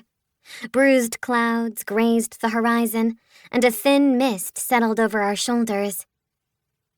When we arrived, the gypsy camp was lively with excitement. The children were getting ready to put on a play, and everyone was being ushered to their grass seats in front of a set of sheets that had been strung up between two wagons for curtains. Trey spotted us with a jump and a wave, popping out from one of the wagons to escort us to a rug spread over the grass. The play was Romeo and Juliet, with Trey playing a gallant Romeo, and a girl as sprightly as an elf playing Juliet. Romeo kneeled in the grass. Juliet hung from a wagon window. Props were imagined, or mimed, as lines were thrown into a cooperative wind that tossed them our way. The rain held off until our hero and heroine lay dead on the ground. Rugs and blankets were gathered up through a round of applause. Trey gave a quick bow and moved into the audience, taking my hand and pulling me toward a tent where Marcella stood inside slapping raindrops from her crocheted shawl. I knew we should be getting home, but inside the tent, the raindrops rang against the taut canvas like tiny cymbals. The gypsies, it appeared, could make music out of anything. Taking an orange scarf from his pocket, Trey tied it around his head and said, "Shall I tell you a fortune?" batting his lashes at me. "Do you ever stop acting?" I laughed. "I never act. I transform. Now, for your fortune?" "I didn't bring any money." "That's all right. If it's a bad fortune, people never want to pay anyway." "Will it be bad?" Trey shrugged. "You never know." A red medallion rug was laid out on the tent floor, and he sat cross-legged on it, gesturing me to the ground. I kneeled in front of him. "Don't go frightening the child," Marcella said, slipping out with a soft thunk of the tent flap. I was annoyed she called me a child. Trey slapped his hands together, rubbing them rapidly. "You'll need to remove your gloves." "Why?" "So I can read your palms." I pressed my hands firmly in my lap. Once, a teacher forced me to remove my gloves, took one look at my clubbed fingernails, and told me, with disgust, to put them back on immediately. "Can't you read something else?" Thoughtfully, Trey pressed his hand over mine, his palm warm as a mitten. "Sure." He smiled, crawling to the bed and producing a deck of cards from under the pillow. "It only works if you shuffle them." The cards were bright and new with a Tudor rose design on the back. On the front were moons and suns and kings and queens and beasts. I began to shuffle. They were large and awkward, nothing like the playing cards we had at home. "I thought only women told fortunes," I teased, trying to cover up how nervous I was. "Where's your crystal ball? Your loop earrings? You look nothing the part." He wiggled his eyebrows, grinned, and latched a hand over each knee. A soft wind lifted the sides of the tent, and cold, wet air slithered in. I shivered and placed the shuffled cards between us. Trey swept them in a circle. "Choose 5, but don't turn them over." I chose carefully, hovering my hand over a card, almost touching it, and then quickly choosing another, as if it was in the choosing that my future was decided. When I finally finished, Trey arranged them in a horseshoe pattern and unceremoniously flicked over the first card. I'd expected at least an incantation or a magical hand motion. The card was a picture of a woman surrounded by circled stars. Trey stared at it for a long time with a serious, contemplative expression. I felt like he was teasing me. What? What does it mean? He nodded slowly. This card is your present condition. Material well-being, prudence, and safety. He flipped over another showing 7 gold goblets floating on a cloud with images emerging out of each. This is your present desire. Visions of the fantastic spirit, sentiment, things seen in the glass of contemplation. He turned over the third. I bolted upright. What does that mean? I dabbed a finger at a skeleton riding a lovely white horse. It read, Death. Trey remained calm. It doesn't mean you're going to die. How can death mean anything else? It's not literal. This card means change. Extreme change, like the end of something. Loss, corruption, misdeeds, lies. He flipped over the 4th card, and the soles of my feet prickled. It was a heart pierced by 3 swords. And that? My voice cracked. I'd picked the wrong cards. Is your immediate future. Is it literal? Maybe. Trey looked straight into my eyes, and I felt he was looking right down into the leaky hole in my heart. I didn't look away. As frightening as it was, I liked that someone could see the truth. And then I could see him, too. The feeling between us shifting from something intimate and personal to an expanded awareness of each other, as if we were soaring through a larger future. A future that wasn't either one of ours, but one we were both, somehow, tangled up in. A gust of wind lifted the tent flap and scattered the cards. Trey caught them with a slap of his hand. The heart with the sword still faced me. What does it mean? I was ready for it. Trey pulled the scarf from his head, like the joke was over. It means removal, absence, rupture, total loss. Total loss. I didn't like this. Not one bit. I wanted something good, something beautiful. I wanted the robed queen or the angel floating in the heavens. I should have chosen differently. Trey shook his head, his face sad. You couldn't have. The cards chose you. There was one left. You turn it over, Trey said. It's the outcome. Defiantly, I slapped the card over. There was a naked woman dancing with a wand in either hand. She was encircled by a garland with the 4 creatures of the apocalypse staring out from each corner. A lion, ox, eagle, and man. It read, The World. Trey smiled, relieved, and seemingly unflustered by the woman's exposed nipples that were embarrassing me. You see? All good things in the end. She is sensitive, vulnerable, enjoying the joys of the earth while guarded by the divine watchers. This card is the secret within, the universe that understands itself as God. It is the soul, divine vision, self-knowledge, truth. This didn't make me feel better. As far as I was concerned, this was the dead me dancing within the divine. Trey put a hand on my knee. It's good. I nodded, giving him a weak smile as Luella abruptly stuck her head in the tent. Effie, we'd better go.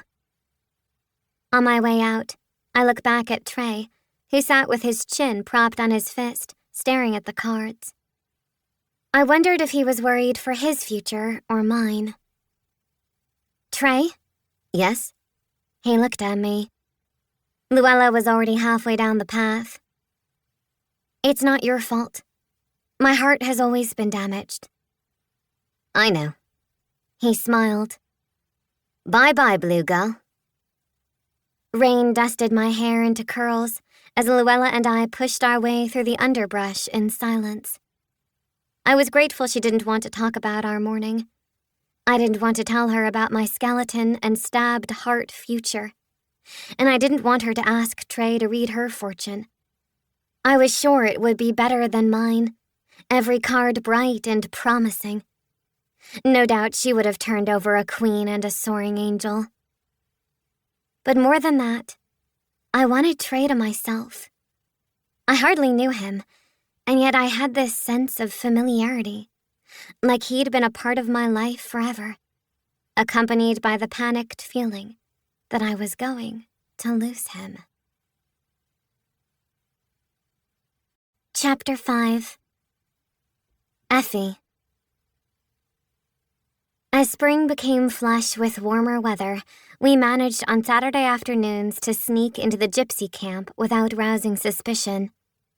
This was thanks in large part to our headmistress, Miss Chapin, announcing at assembly, "I will not tolerate my girls getting up to no good now that the weather is warming." Low titters circled the auditorium. We all knew she meant fraternizing with the opposite sex will not be tolerated. "So, our traditional student outing to the athletic fields in Westchester on Saturdays will begin this week." I wasn't allowed to participate in athletics, but I swayed Daddy to let me go by promising to play a single game of tennis and rest the remaining time. Our train to Westchester left the station at 6 a.m., which left the morning for tennis, or in my case, resting, which meant scribbling in my writing notebook, eating a picnic lunch with our classmates, and arriving back in the city by 1 p.m. Luella and I decided it was safe, if we both stuck to our stories, to tell our parents the train arrived back at 5 p.m. Then we could take the elevated train to Dykeman Street and walk the rest of the way to the gypsy camp. I found comfort in Trey's quiet company, in Marcella's cooking, the children's loud games, and the evening songs. I'd never noticed before how quiet and empty our home was. Even when our parents were there, it felt lonely in comparison. Luella was happier than I'd ever seen her. She no longer grumbled about the possibility of summer camp, or leaving for Newport, or complained about ballet. At school, in the yellow-walled library, there was no more bemoaning the difficulty of the biology exam or Miss Spence's ethics class. She didn't even show the slightest interest when Susie Traynor disappeared from school, with everyone whispering that her father had put her in the House of Mercy for receiving a telegram from a boy. The telegram had been delivered to the school and, according to Kathleen Sumpton, a gossip, Susie was told she must become engaged to this boy immediately. Only she had refused, and her father had her locked away for it. "They would have driven right past your house." Kathleen twisted in her chair to look at me, the gaggle of girls huddled around her turning too. Our history teacher had stepped out of the room. "I suppose." I shrugged. The House of Mercy was just up the road from us, a Protestant Episcopal home for wayward girls. When I was young, it held a mythological place in my stories, but it became a very real threat 2 years ago when a boy at a dance was caught with his hand on the small of Luella's back. Daddy went wild with fury. Not even Luella's charm could calm him. He said he wouldn't hesitate to send her away if that's the sort of girl she'd become. Luella swore she thought the boy's hand was in the middle of her back where it should have been. "How can I feel anything through my stays?" she cried, and Mama said she had a point. I hadn't thought of the incident until Susie Traynor's disappearance. After that, the worm of guilt wiggling through me on Saturday mornings when I'd kiss Mama and Papa goodbye grew larger. There were no boys involved in our sneaking around to the gypsy camp. Not specifically, but I began to worry about our weekend escapades. What if we got caught and Daddy sent us away? It's not like we'd done one small thing. We'd been lying for a whole month, which was not something we'd be able to talk our way out of.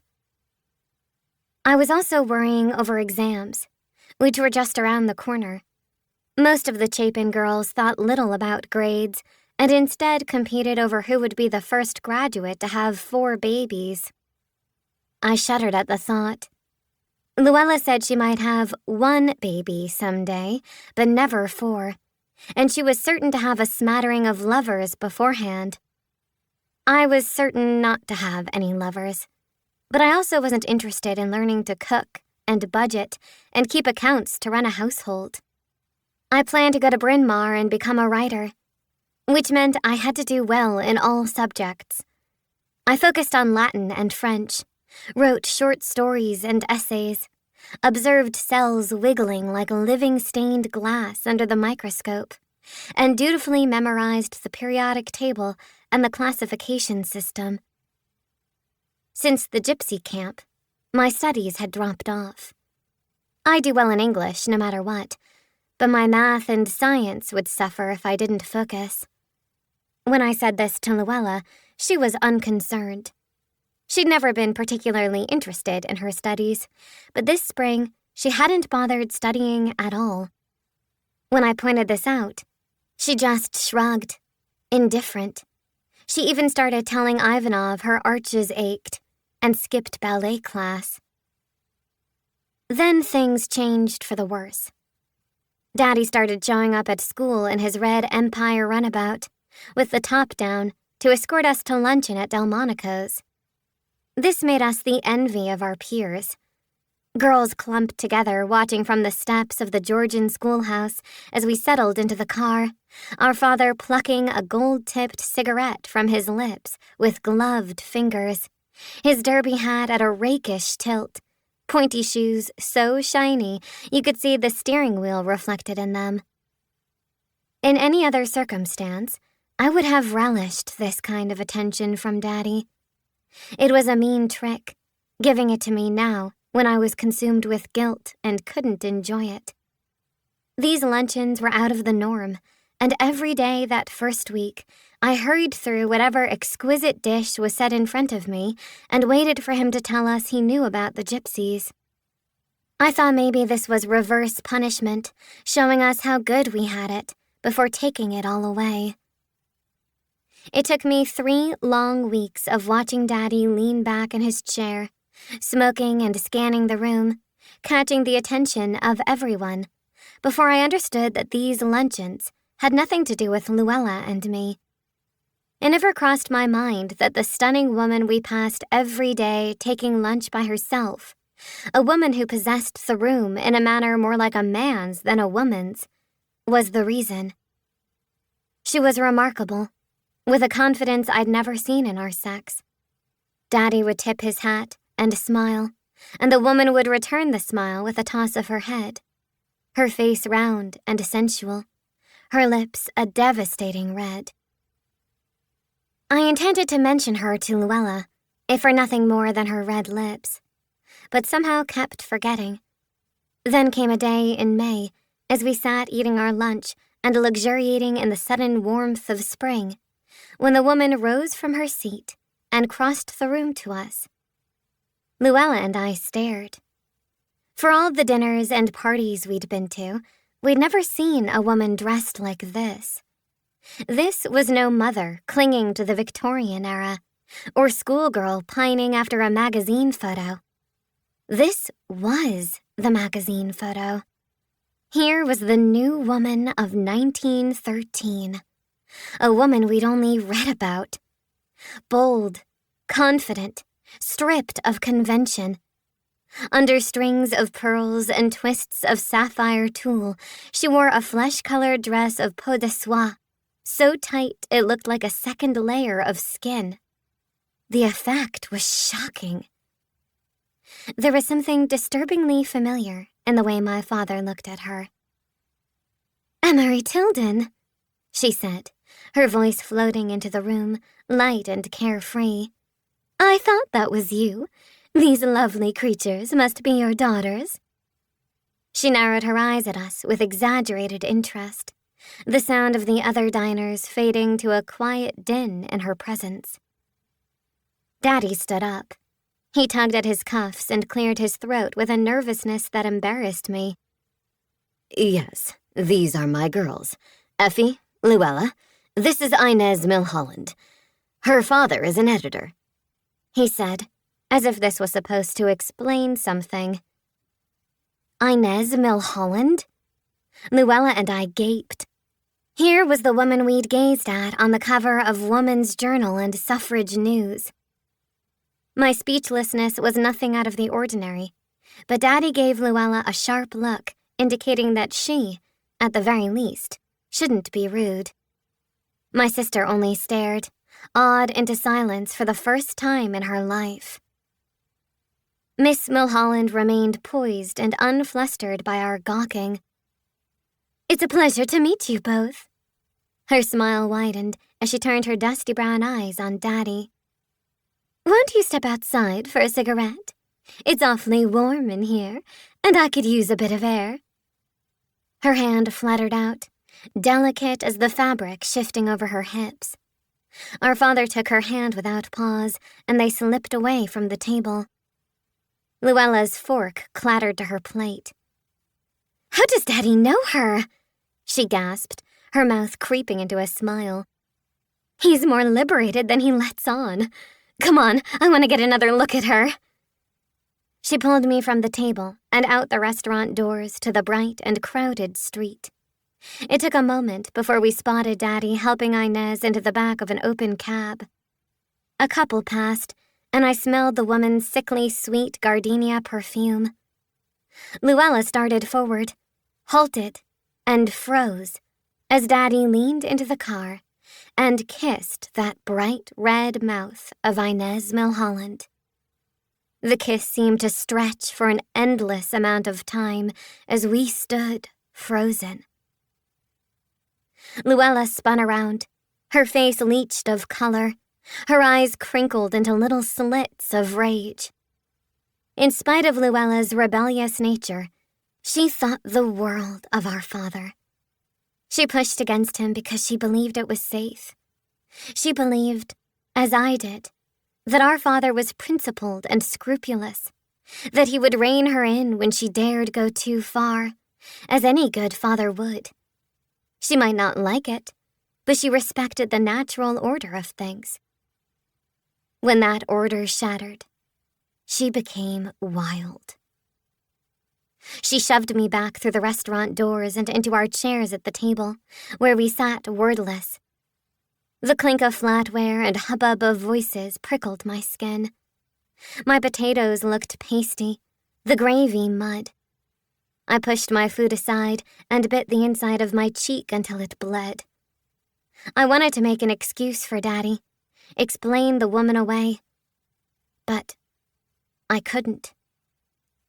Luella had her elbows on the table, her eyes fixed on the cut-glass salt shaker as if counting the grains. Her silence unnerved me. She always had something to say. When Daddy returned, he was chatty and casual, as if nothing out of the ordinary had taken place, draping his arm over the back of his chair with an air of privilege. I looked for a smear of red on his mouth, but saw only the blush of his own lips. Luella and I never discussed it, but I knew it was that haughty moment, even more than the kiss, that Luella refused to forgive. If he'd been unnerved or jumpy, we might have convinced ourselves that his morals were intact. Passion had blinded him. He'd regain his balance. But he wasn't thrown. Not in the least. Even with the sin of another woman on him, my father was jaunty, genial, proud. It was the first time I saw him as a man who'd been given everything, as a man separate from the person who was my father. I thought of the night when I was 8 years old and I'd watched him pace in the parlor after my doctor's visit. Maybe his anger back then had nothing to do with my possible death. Maybe he'd bellowed at the doctor when I was born, not because he believed I was a strong baby, but because he refused to believe something he wanted could be taken from him. I felt crushed under the weight of our discovery. It sickened me, watching Daddy's bright, blue, unapologetic eyes as he waved the waiter over. I thought of Mama and her well-fitting dresses and her nightly cold cream applications, of her pride in Daddy marrying her despite her scars and homely limbs. The words of those women in the parlor came back to me. I don't know what spell Jean wove over Emery when they were courting, but I wouldn't have risked it. Well, Mama had risked it, I thought angrily. She had risked it because of those scars. It wasn't her fault the spell wore off. When Luella and I returned home from school, she shut herself in her room without a word to me. I tried to study, but I couldn't concentrate, so I moved my desk chair to the open window and tried to think up a story. The gauze curtains fluttered. The sun melted, golden and powdery over my lap, and I could smell spring, the newness of it. No story came. Writing was what I shared with my father. Mama treated it like a silly pastime, glancing at a story I'd hand her with a distracted smile, like I was a child handing her a scribbled drawing. Daddy took me seriously.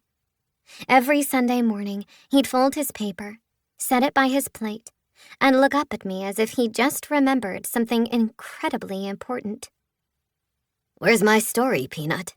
Did you forget about me?" I never forgot. I'd slip the notebook from my lap and offer it gravely. Recently, Daddy had started wearing glasses, which only added to the professional air he'd put on as he read, nodding, smiling, grimacing, every now and then offering a hearty laugh. Luella and Mama went about their usual breakfast business, chatting, spreading jam, pouring coffee, while I waited with my hands pressed into my lap for Daddy to raise his head and say, "Fine work, Peanut. Fine work indeed." Then he'd launch into his honest critique, telling me what did and didn't work, treating me like a writer worthy of this solid advice. In the window glass, I caught my reflection, pale, thin, lips like pencil lines. I'd never be a woman who wore lipstick. Daddy would be ashamed of me. I pulled off my gloves and held my hand to the light. My nails were a bulbous, milky yellow. They disgusted me, but I forced myself to look at them, imagining God an ugly giant pouring tallow from a massive pitcher, a drop landing and hardening on each finger. Maybe I'd write that grim story for Daddy. Who cared what he thought?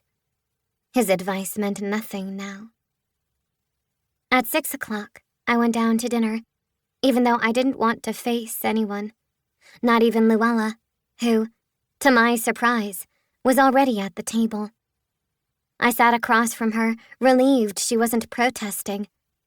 This was good. We would slip the moment under the rug, bury it, forget it.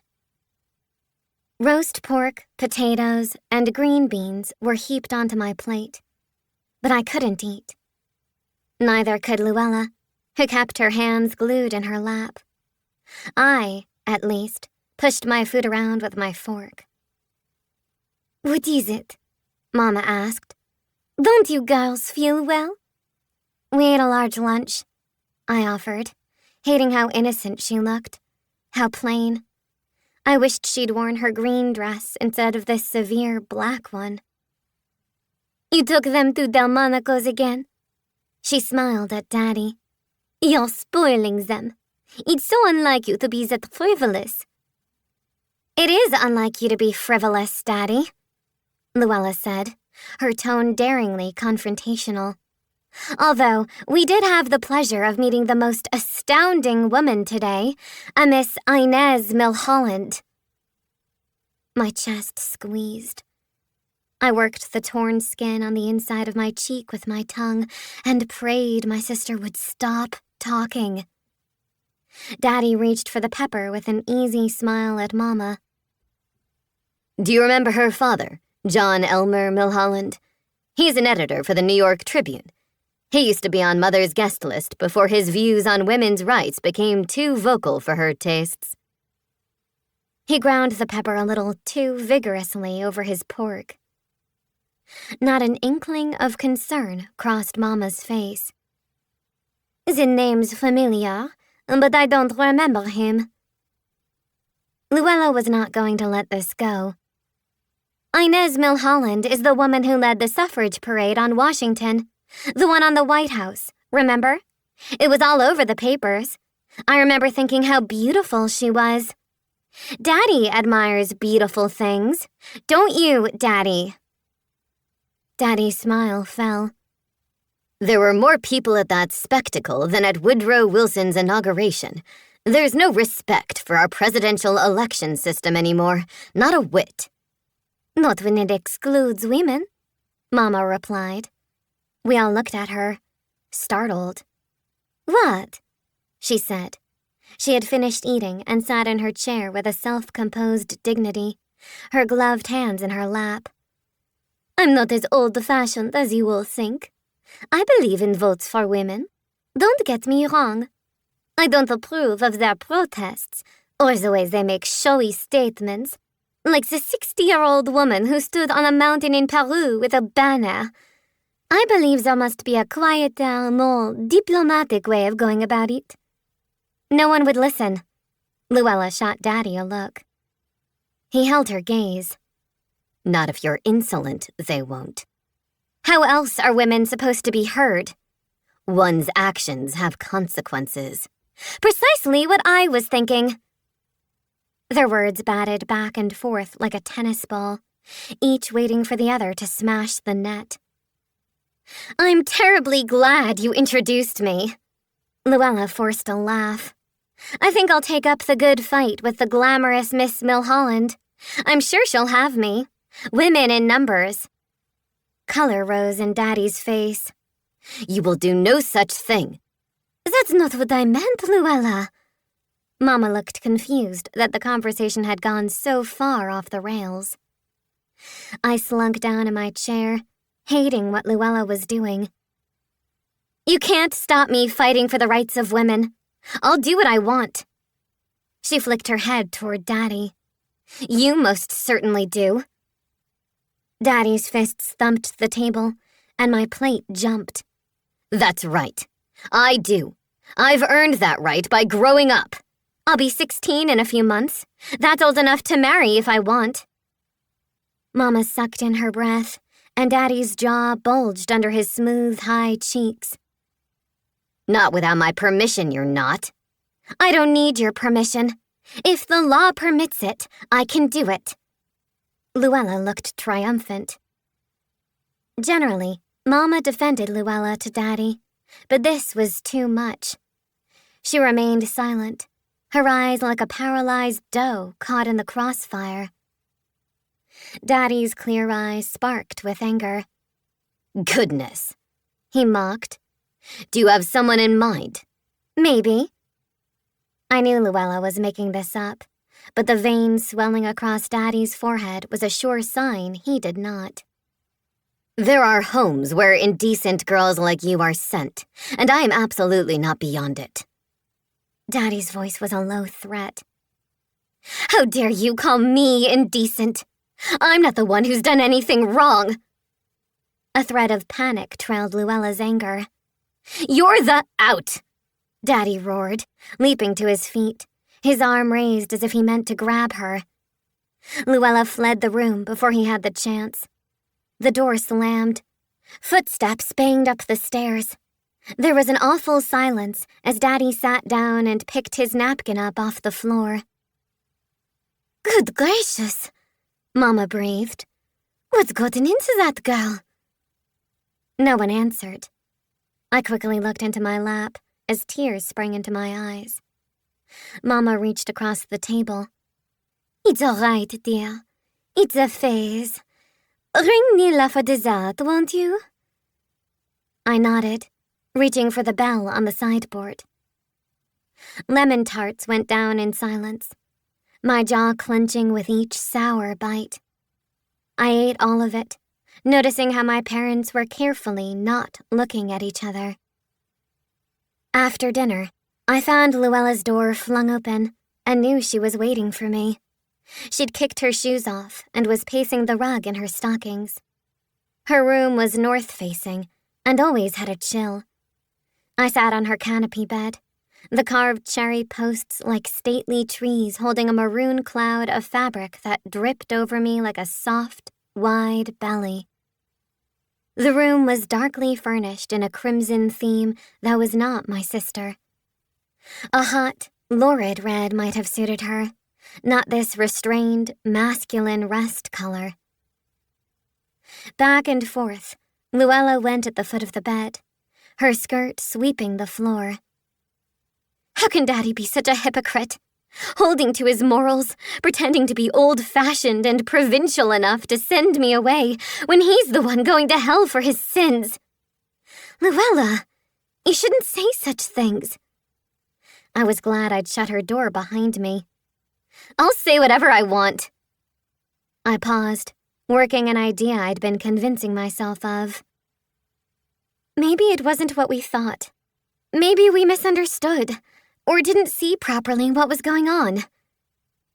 My sister shot her hands on her hips and reeled toward me.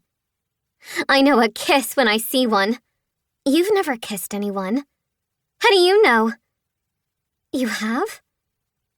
This was a revelation almost as shocking as Daddy's indiscretion.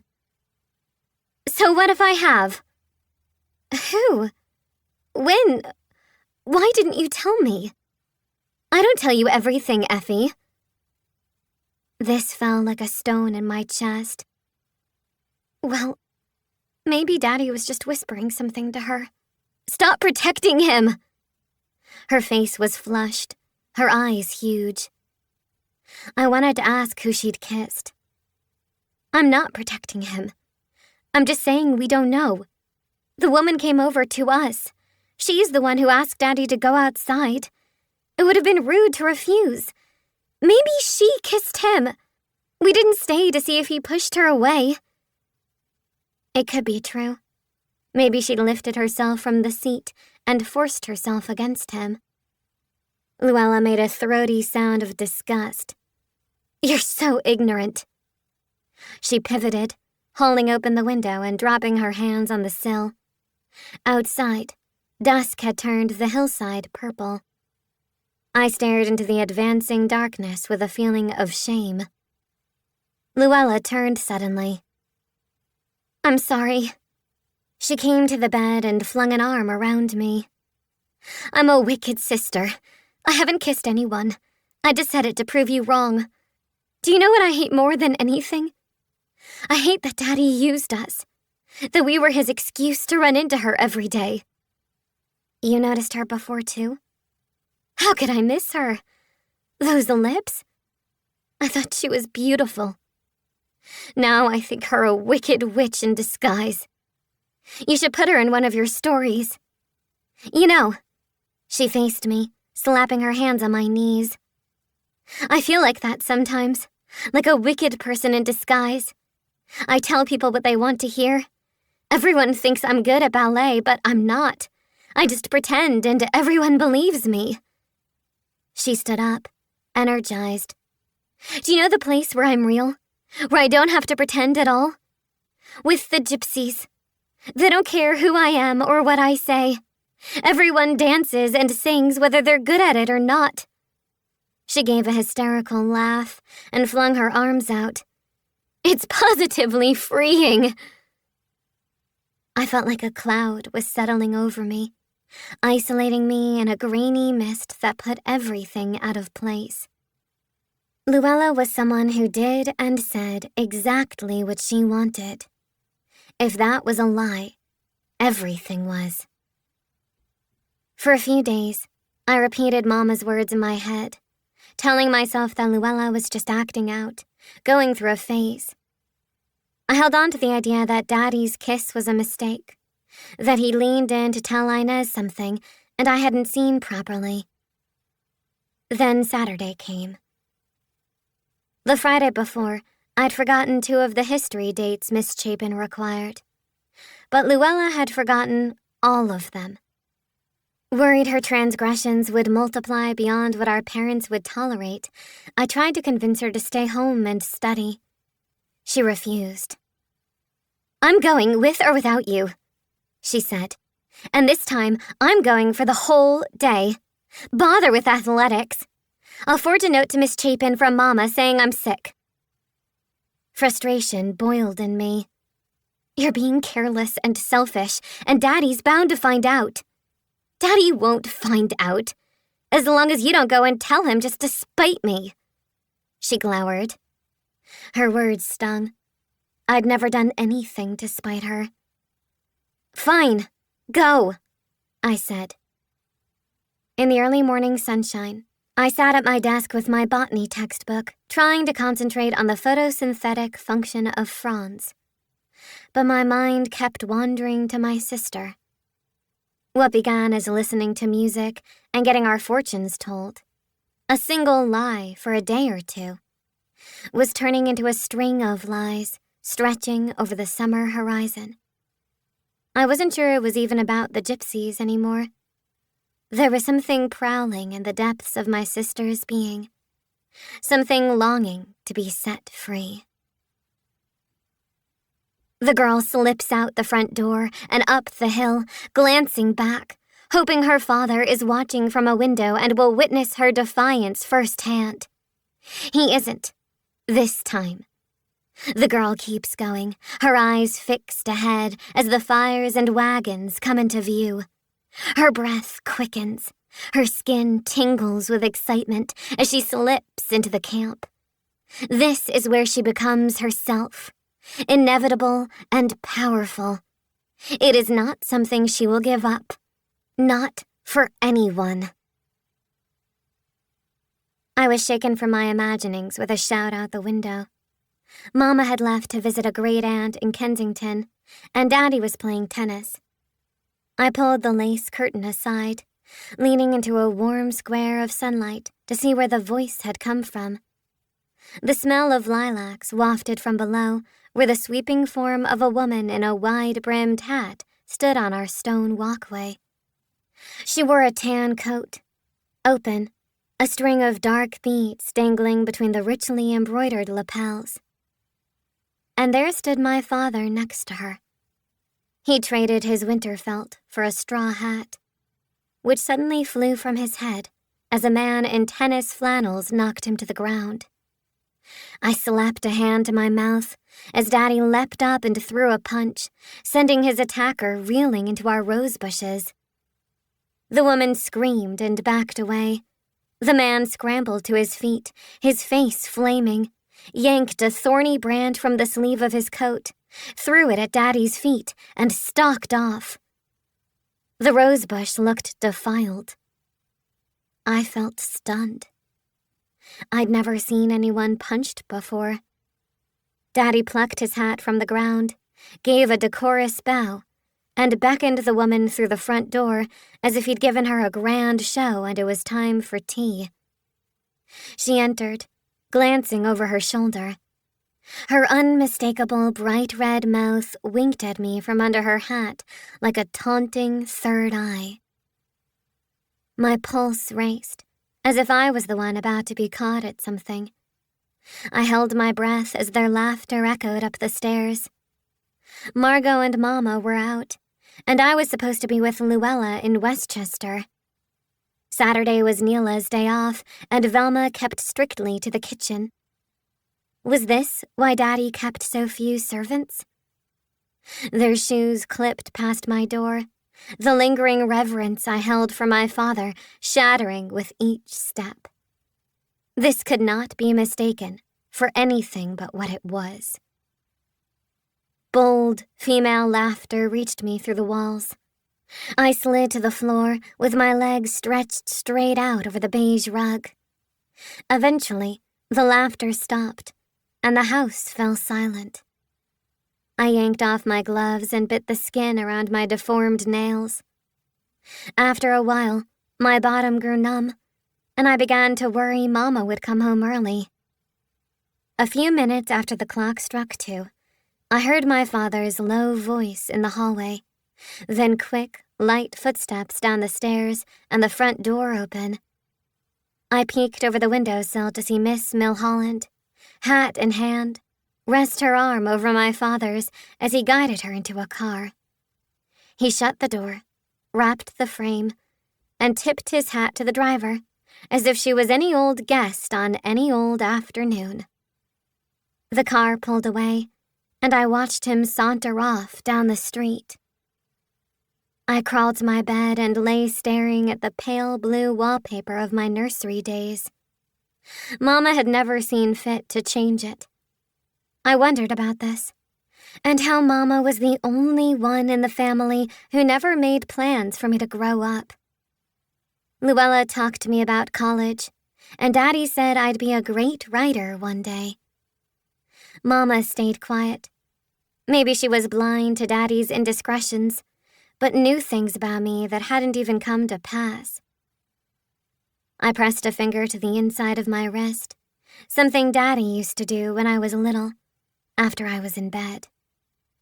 "Still ticking," he'd say. Luella would already be asleep beside me. Sometimes, and I never told anyone this, I tell him I was scared I was going to die in the night.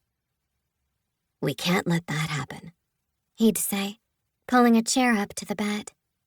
"I'll sit here until death comes and tell him he's got the wrong gal. This is my peanut, I'll tell him. And if that doesn't work, I'll give him a licking he'll never forget. I'll beat death, literally." He'd wink, then take my hand and hold it in his until I fell asleep. When I woke, I believed he'd done exactly as he promised. I was no longer scared I'd die in the night. Despite the flutter in my chest, no one believed my survival was exceptional anymore. Least of all me. I wasn't expected to live this long, and yet I wasn't expected to die either. I was 13, in limbo between girlhood and womanhood, between life and death, between Mama and Daddy, between Daddy and Luella. I didn't fit anywhere. Indirect sunlight brightened the room. Through the window, white clouds swept the sky. The lace curtains rippled, and then the tiny pulse under my finger became erratic, speeding up, pausing, slowing down, until suddenly it stopped. There was no fit, no breathlessness, just a freeze in my chest as the windows fell out of their casing and the walls expanded and the room rippled outward with a luminous translucence. I was aware that I was still here, on my bed, but the margins had fallen away. It was all back in an instant, the crisp edges of things, my solid universe. I sat up with a gasp. The windows were in place, the walls upright. I felt the inside of my wrist. The steady little beat was back. Maybe it hadn't stopped. No, it had. I hadn't imagined it. I went to my desk and forced myself to read from my tedious, wordy textbook, hoping the boringness of it would help ground me in my concrete reality. I didn't want my extremities melting. It was hard enough to hold on to my surroundings as they were. That night, I dreamt Miss Milholland was dancing in a grove of fir trees, naked, wands in her hands. A winged lion circled her, each graceful, prowling step taken in time with the woman's feet, his veined wings rising like a dragon's from the sides of his body. There was no music. Round and round they went in silence, until an eagle joined them, emerging from the trees with a winged ox and a winged man. They were the creatures I'd seen on the tarot card, but as they circled the woman, their wings multiplied, and their bodies became covered with eyes like the apocalyptic creatures from the Bible. The man moved in closer, and I saw that he had my father's face, and that his lips were painted the red of the woman's.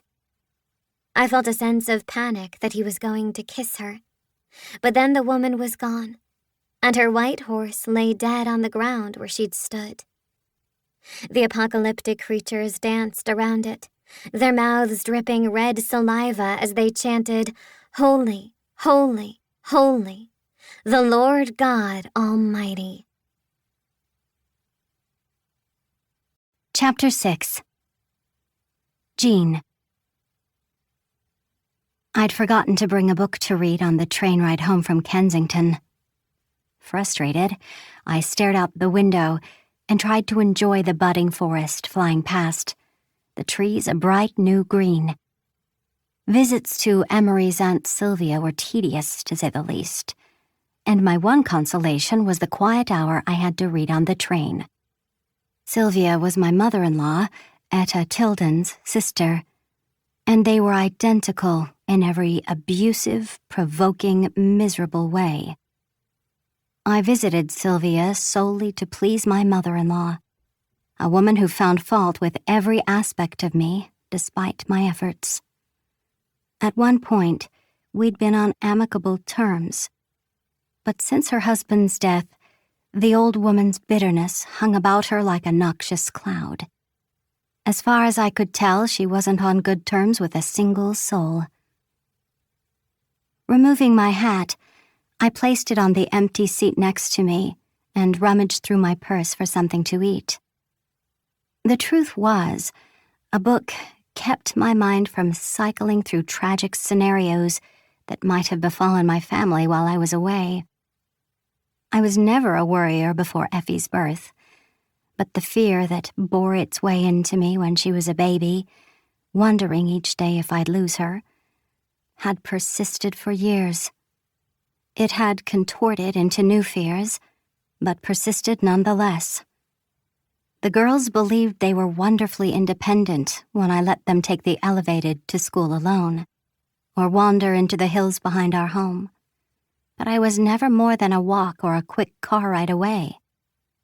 Except for these monthly excursions to Kensington, which, after being berated by Aunt Sylvia for refusing to adopt an American accent, as she so ridiculously put it, and in my bookless, anxious state of mind, I was seriously considering giving up.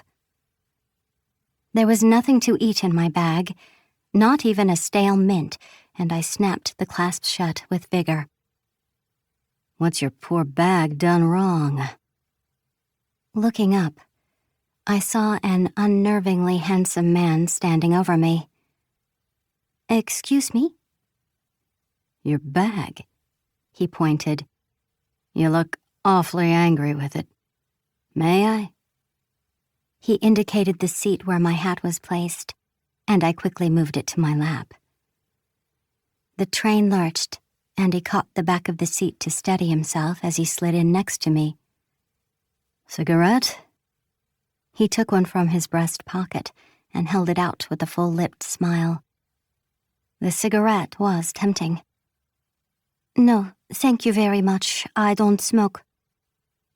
When I first met Emery, he had the old-fashioned idea that women shouldn't smoke, and I'd given it up. At the time, I thought it was an American thing. Turned out it was a Tilden thing. His mother, the influential Mrs. Tilden, did not think it decorous in a woman. "That's a shame. Wonderful stuff, cigarettes." He lit his and leaned back, smoking in silent satisfaction, his hat tilted high on his forehead. I clutched my hat and looked out the window, the man's good looks unsteadying me. I'd always been a fool for a good-looking man. I suppose most women are. My mother had warned me of that with Emery. He'd been courting me for 3 weeks before my mother met him. Despite his charm, I knew what was coming when she called me into her studio the next morning. While all the other society mothers were trying to marry their daughters off, mine was desperately trying to keep me in her clutches.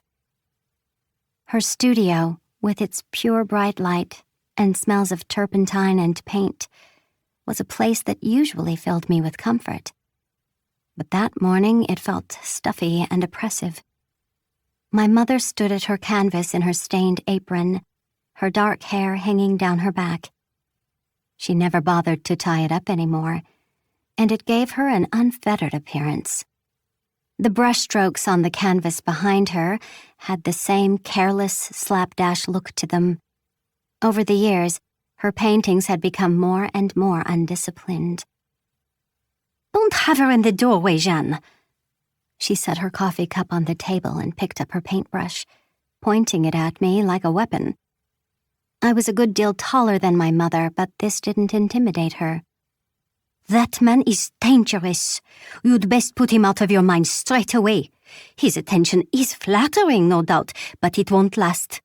It's fine for an ugly man to take a beautiful woman. It won't do to have it the other way around. You'll age like a stinky cheese, and he like a fine wine.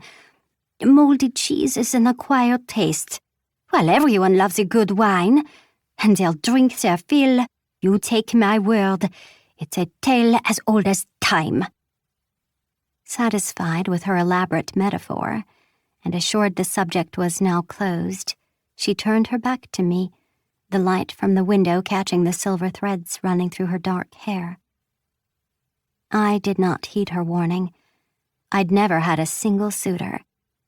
And when Emery started showing up at the theater every night with an armful of flowers, telling me I was the loveliest creature he'd ever seen, the compliments went to my head like a rush of champagne. I couldn't think straight. I could barely compose myself on stage, knowing he was waiting for me afterward. For the first time, I was the envy of the other ballerinas. A proposal was more than I dared dream. Men often became struck with a dancer, but rarely did they want anything more than a mistress, something I would undoubtedly have become if Emery hadn't wanted me for his wife, a title that still filled me with pride. The proposal was spontaneous. The evening he asked me, we'd attended a dinner party separately, finding our way to each other on the dance floor and dancing until midnight. When Emery offered to take me home, I didn't hesitate. It was snowing lightly, and the boulevard sparkled in a hushed, empty silence.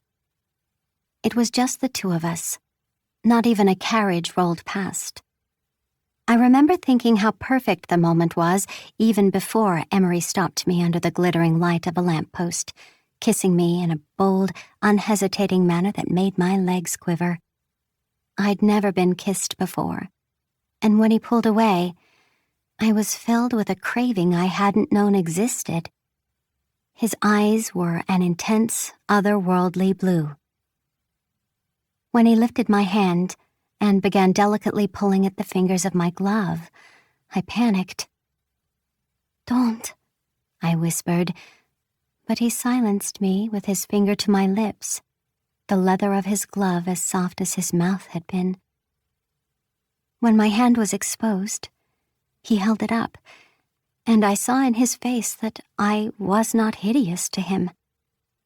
He seemed in awe of my scars, and for the first time, I recognized what Effie would, years later, show me every time she pulled off my gloves: immeasurable strength and endurance. Then Emery bowed his head and kissed my healed wounds, snow dusting the arms of his coat and melting on the back of my hand under the warmth of his lips.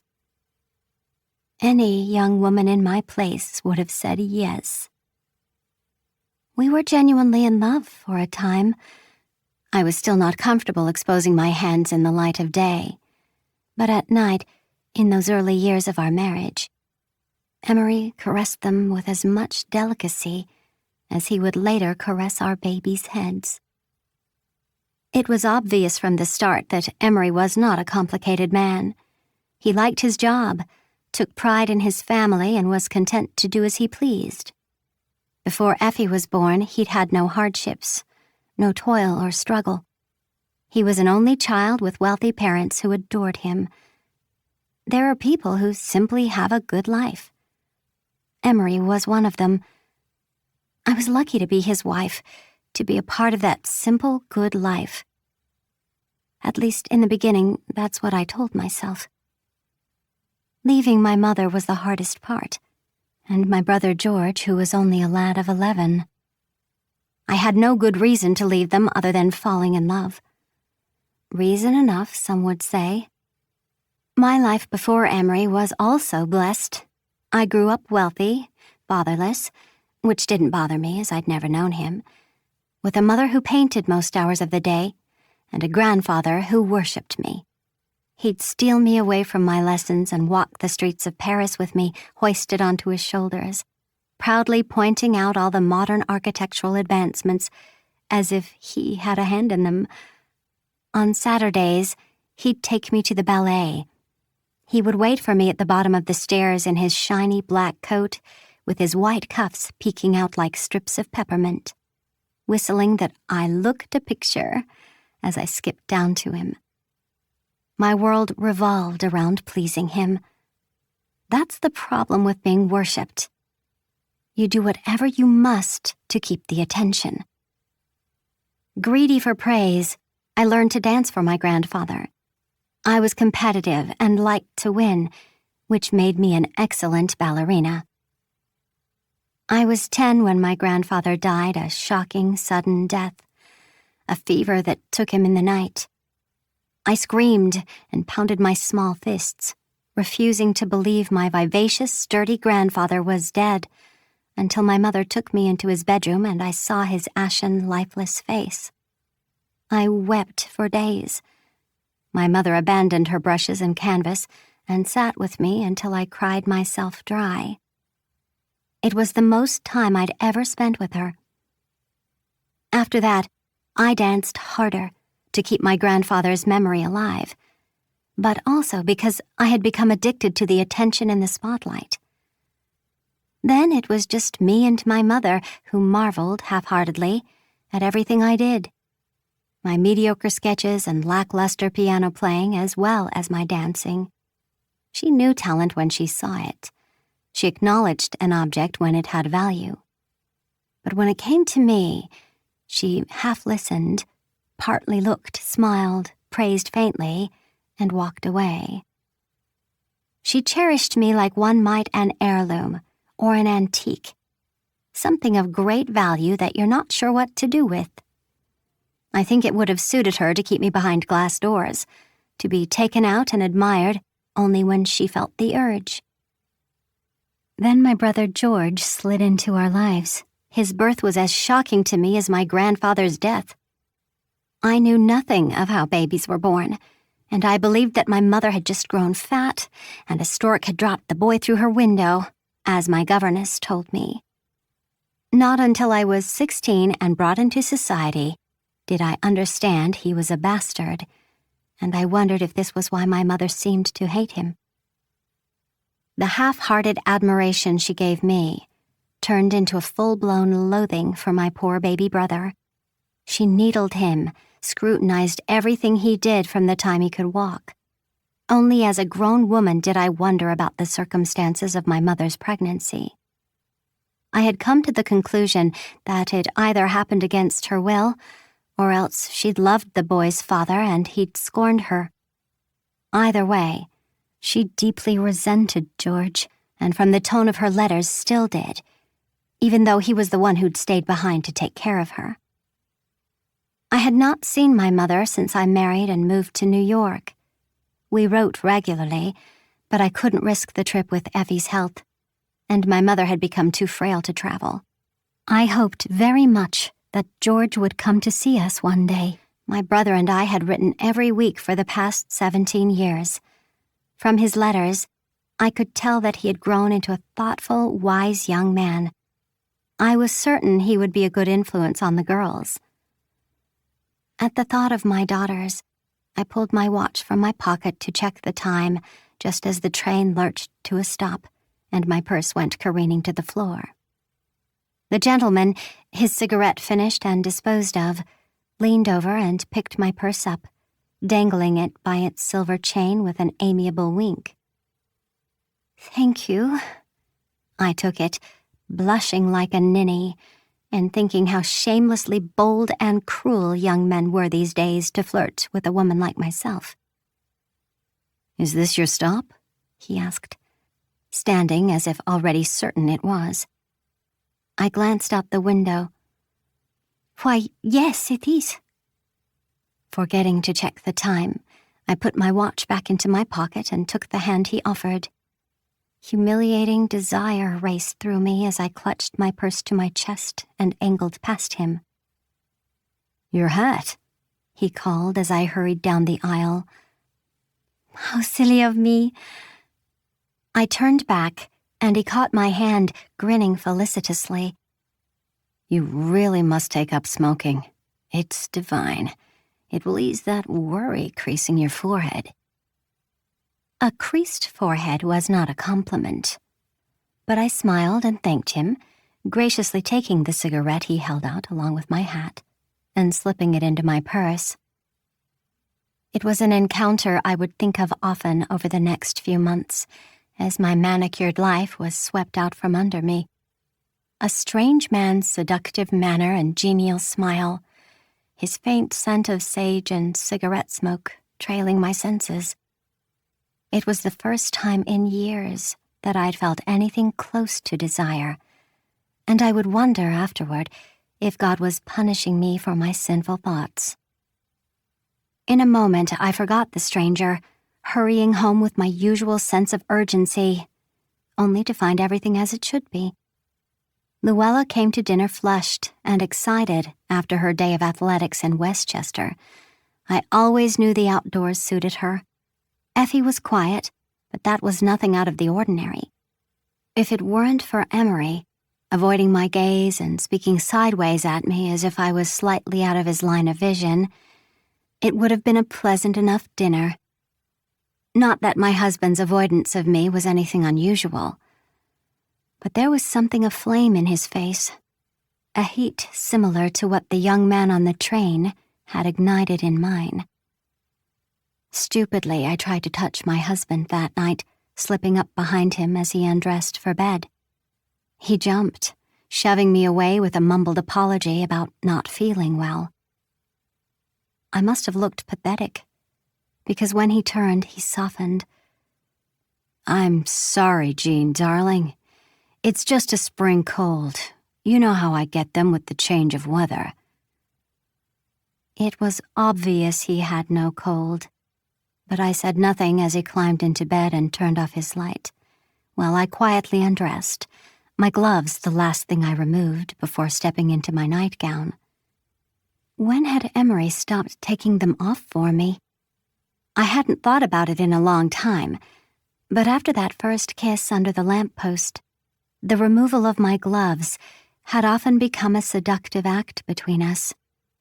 My resistance, Emery's gentle determination, followed by my quiet submission, something I imagine most couples played out removing a corset. I sat heavily on the edge of the bed. I rarely exposed my bare hands to Emery anymore. He never said as much, but I knew they repelled him. What had once been seductive had grown stale, and like our relationship, was better kept hidden under something shiny.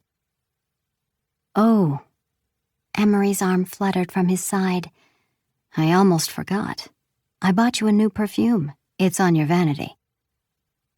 As I moved to the vanity, I saw a tiny glass bottle I hadn't noticed earlier, Farnesiana, printed in black lettering on the side. I picked it up. There was no card, no box or wrapping. This was not a gift. It was an apology. My husband could use a lesson in deception, I thought with disappointment. As I pulled out the glass stopper, a sickly sweet smell hit me, a powdered sugar vanilla, a confection. I wondered if he thought this maternal scent suited me, or if he'd stood at the perfume counter in Gimbel's and pointed to the first bottle he saw without bothering to smell it. I was utterly fed up, with myself, with my husband. I'd been stupid to touch him. What had gotten into me? We hadn't laid together as husband and wife since Effie's birth. It wasn't her fault, of course. I'd never dream of blaming our daughter. Not even a little bit. She couldn't help being born damaged. Not wanting another impaired child, I'd kept my husband at arm's length after her birth. At the time, it was easy enough. I was an exhausted mother with a tantrum-throwing 3-year-old and a baby who turned blue every time she cried. I refused to let a governess or nurse care for Effie. If my daughter was going to die, I was going to be there. Emery couldn't stand being denied. I should have seen that coming, but it was too late by the time I realized my mistake. And once he'd tasted his freedom, he liked it. Climbing into bed, I could smell my husband's cedarwood aftershave and the lingering scent of pomade that left a slight grease stain on the pillowcase, even after he'd washed it from his hair. I flipped onto my side, irritated at how the blanket rose up over his high shoulder and let a draft under the covers. Looking into the dark, moonless room, the furniture indistinguishable from shadows, I told myself what I'd been telling myself for years. You were warned, Jeanne. You're lucky to have him at all. Only tonight, I didn't feel lucky. Chapter 7. Effie. June arrived with a burst of tulips in the front yard, their pink tips bleeding into cupped white petals like watercolor. School was out, and there was no talk of going to Newport for the summer. I was sure it was because of Daddy, who was seldom around these days. But Mama seemed unconcerned. She said it would be nice to stay home. I can see my lilies bloom, she'd said, and smiled. I always miss them. I hated holding Daddy's lie. It was anchored in the pit of my stomach, dead weight. That woman entering our house, her laughter through the walls. I had been careful not to write it down or work it into a story in my head. Daddy never asked to see my writing anymore. Sunday mornings, he hardly looked up from his paper. I never told Luella what I witnessed that day she went to the gypsies without me. I didn't trust what she'd do with the information. Ever since the day we met Miss Mulholland, Luella had grown smug and emboldened in a way I'd never seen. Whenever Mama was out, she'd skip off to the gypsy camp with the fearlessness of someone who no longer cared about being caught. As much as I worried about losing Daddy to some strange woman, I was more terrified of losing my sister. I went to the gypsy camp with her, even though my blue fits had become a weekly occurrence. Hiding them was easy now, compared to all the other lies, especially since no one was paying attention. The day on my bed when my heart stopped haunted me. It was a message, a warning. Time was catching up with me. As much as I hated deceiving Mama, I found comfort with the gypsies, in their liveliness, in the intimacy of the crowded families who lived all very out in the open, in the walled-in, echoing, high-ceilinged rooms of my home. Secrets could get stashed away forever. I felt cloistered in comparison. In this way, I could also keep an eye on Luella, sitting in the grass with my notebook, watching her shed the trappings of her privileged identity and step into what she imagined was freedom. Dancing in Patience's clothes until her feet hurt, singing until her throat was raw. Trey would sit with me, quietly pulling up tufts of grass. Keeping me company got him out of chores, he said. I liked spending time with him. The feeling of familiarity between us another comfort. Only once did he ask about my writing. Just stories, I said.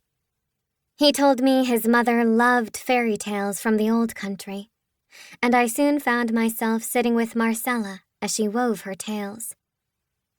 Things not of this earth must be kept in the hearts of young people, she said. Goblins and fairies, elves and dwarves, Ghosts and casses. She told me of the evil eye cast on her husband's people, of the spell put on her sister when she was born, and how the women in her family are given the sign of death before it comes. Life can be ugly, she said. You must keep your imagination alive.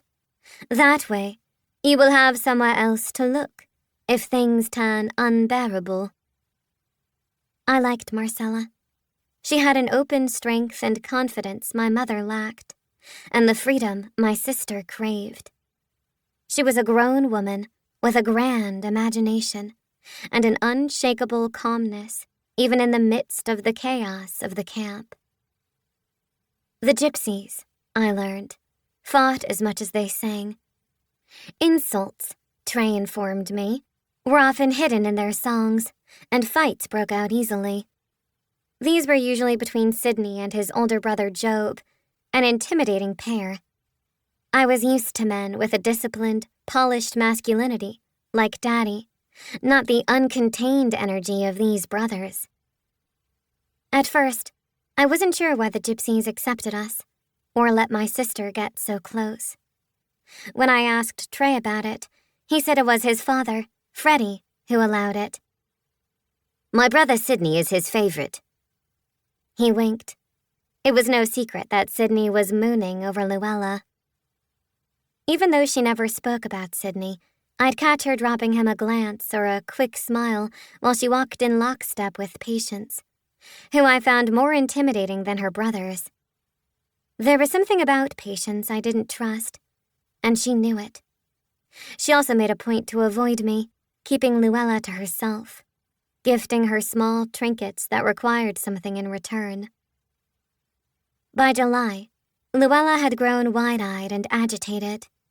The more time we spent with the gypsies, the more restive she became.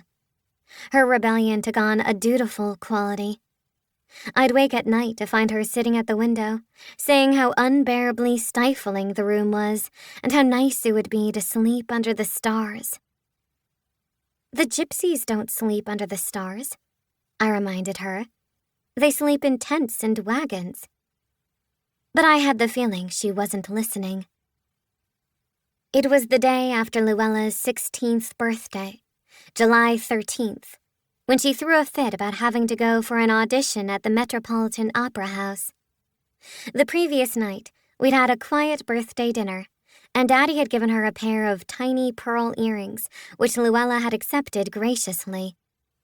It was the first meal she hadn't spent glaring at him since the incident at Delmonico's, and I was hopeful things were on the mend.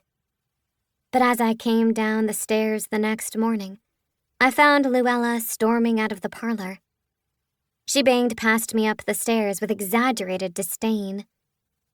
Mama watched from below, her accusatory eyes flicking to me. "Come down here," she ordered.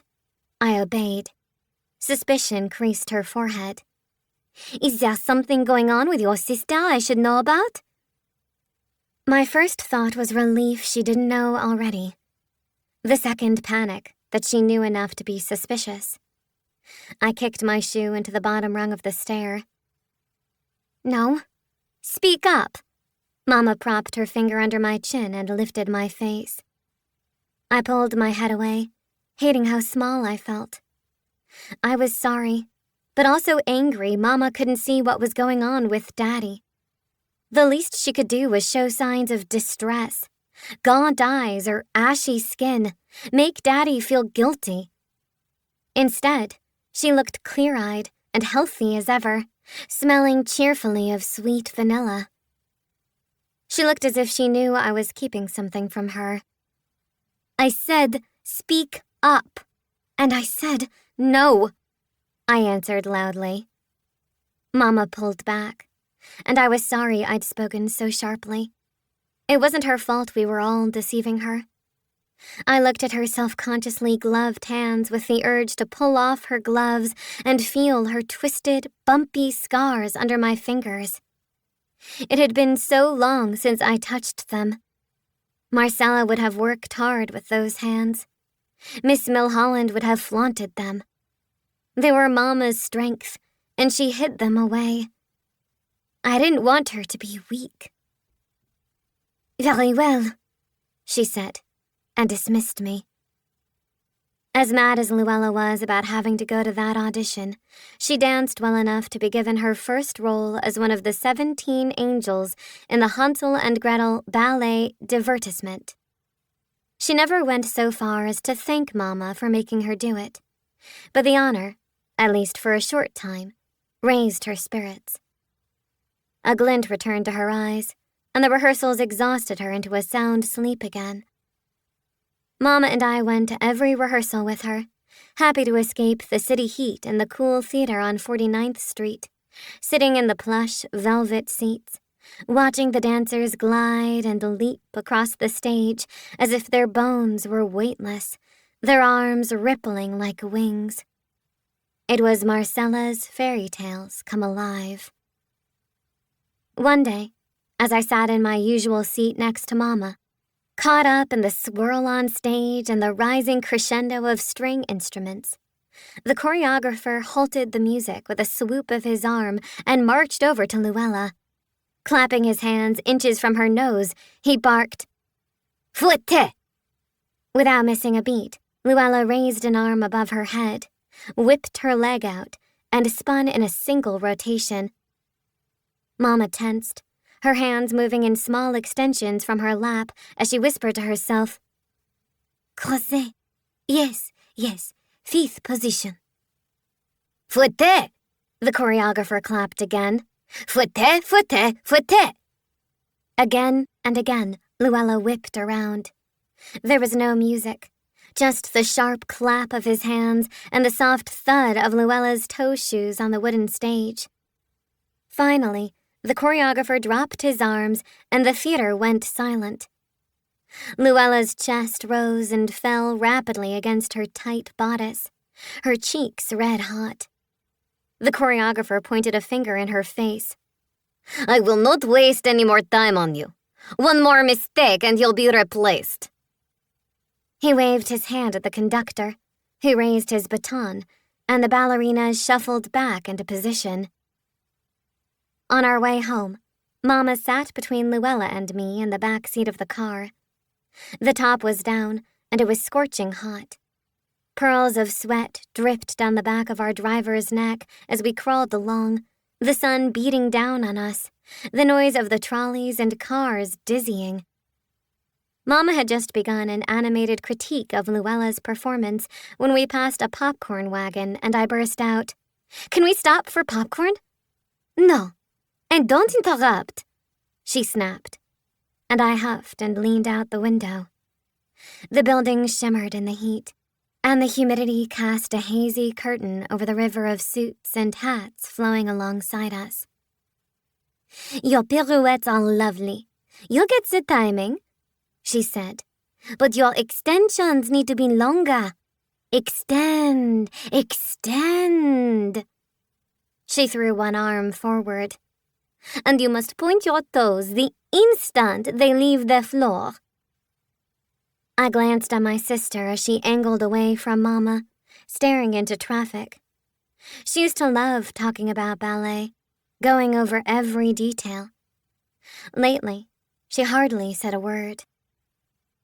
It was painful watching Mama struggle to be encouraging. She'd start to say something, sigh, and give up. We drove in silence for a few minutes before Mama finally got out what she'd been trying to say all along. "Your father and I have decided to send you to Paris in the fall." "What?" Luella's head turned sharply. "Why?" "You're 16. It's high time you went abroad. You've never met my mother, or your Uncle Georges, or seen my native homeland." "What about Effie? Why doesn't she have to go?" "Have to go? I would have loved to go. You know perfectly well Effie can't make that trip." Luella crossed her arms. "I don't want to." "Don't be ungrateful. It won't interfere with your dancing. Your show's in September, so we'll plan it for October." "What about school?" Luella challenged, even though I knew she didn't care one whit about school. We'll call it a holiday. You'll catch up. Traveling to Europe rivals any textbook. I'm not going. Don't be silly. What girl doesn't want to go to Paris? I don't. And I don't want to dance in Hansel and Gretel either. This silenced Mama. Her gaze shot forward, and she clasped her hands as if crushing something. There was an uncomfortable stillness before she said, You made the commitment. You have no choice. Luella crumbled, her shoulders sinking as she looked pleadingly at Mama. You heard Mikhail. I'm terrible. He's going to replace me. Anyway, I'm too heavy. The other ballerinas are like string beans. They're half the size of me. I don't know why I was cast in the first place. My feet won't do anything I want, and there are blisters on my toes. I can't get my footies right, and I don't want to do it anymore. That's childish. You have worked too hard to give up now. You gave up? Mama yanked herself forward, turning to face Luella as she latched a hand on the seat in front of her. I most certainly did not. A ballerina has a short life. Mine was over. In a flourish, she tugged off her glove and held her hand in the air, exposing the misshapen scars of her right hand, tender and pink like newborn skin. Do you think anyone wanted to see these arching through the air? Her voice was pinched and high. You have had none of my hardships, and I did not raise you to be lazy. Lose some weight. Bind your feet. You will figure it out, but you will not quit.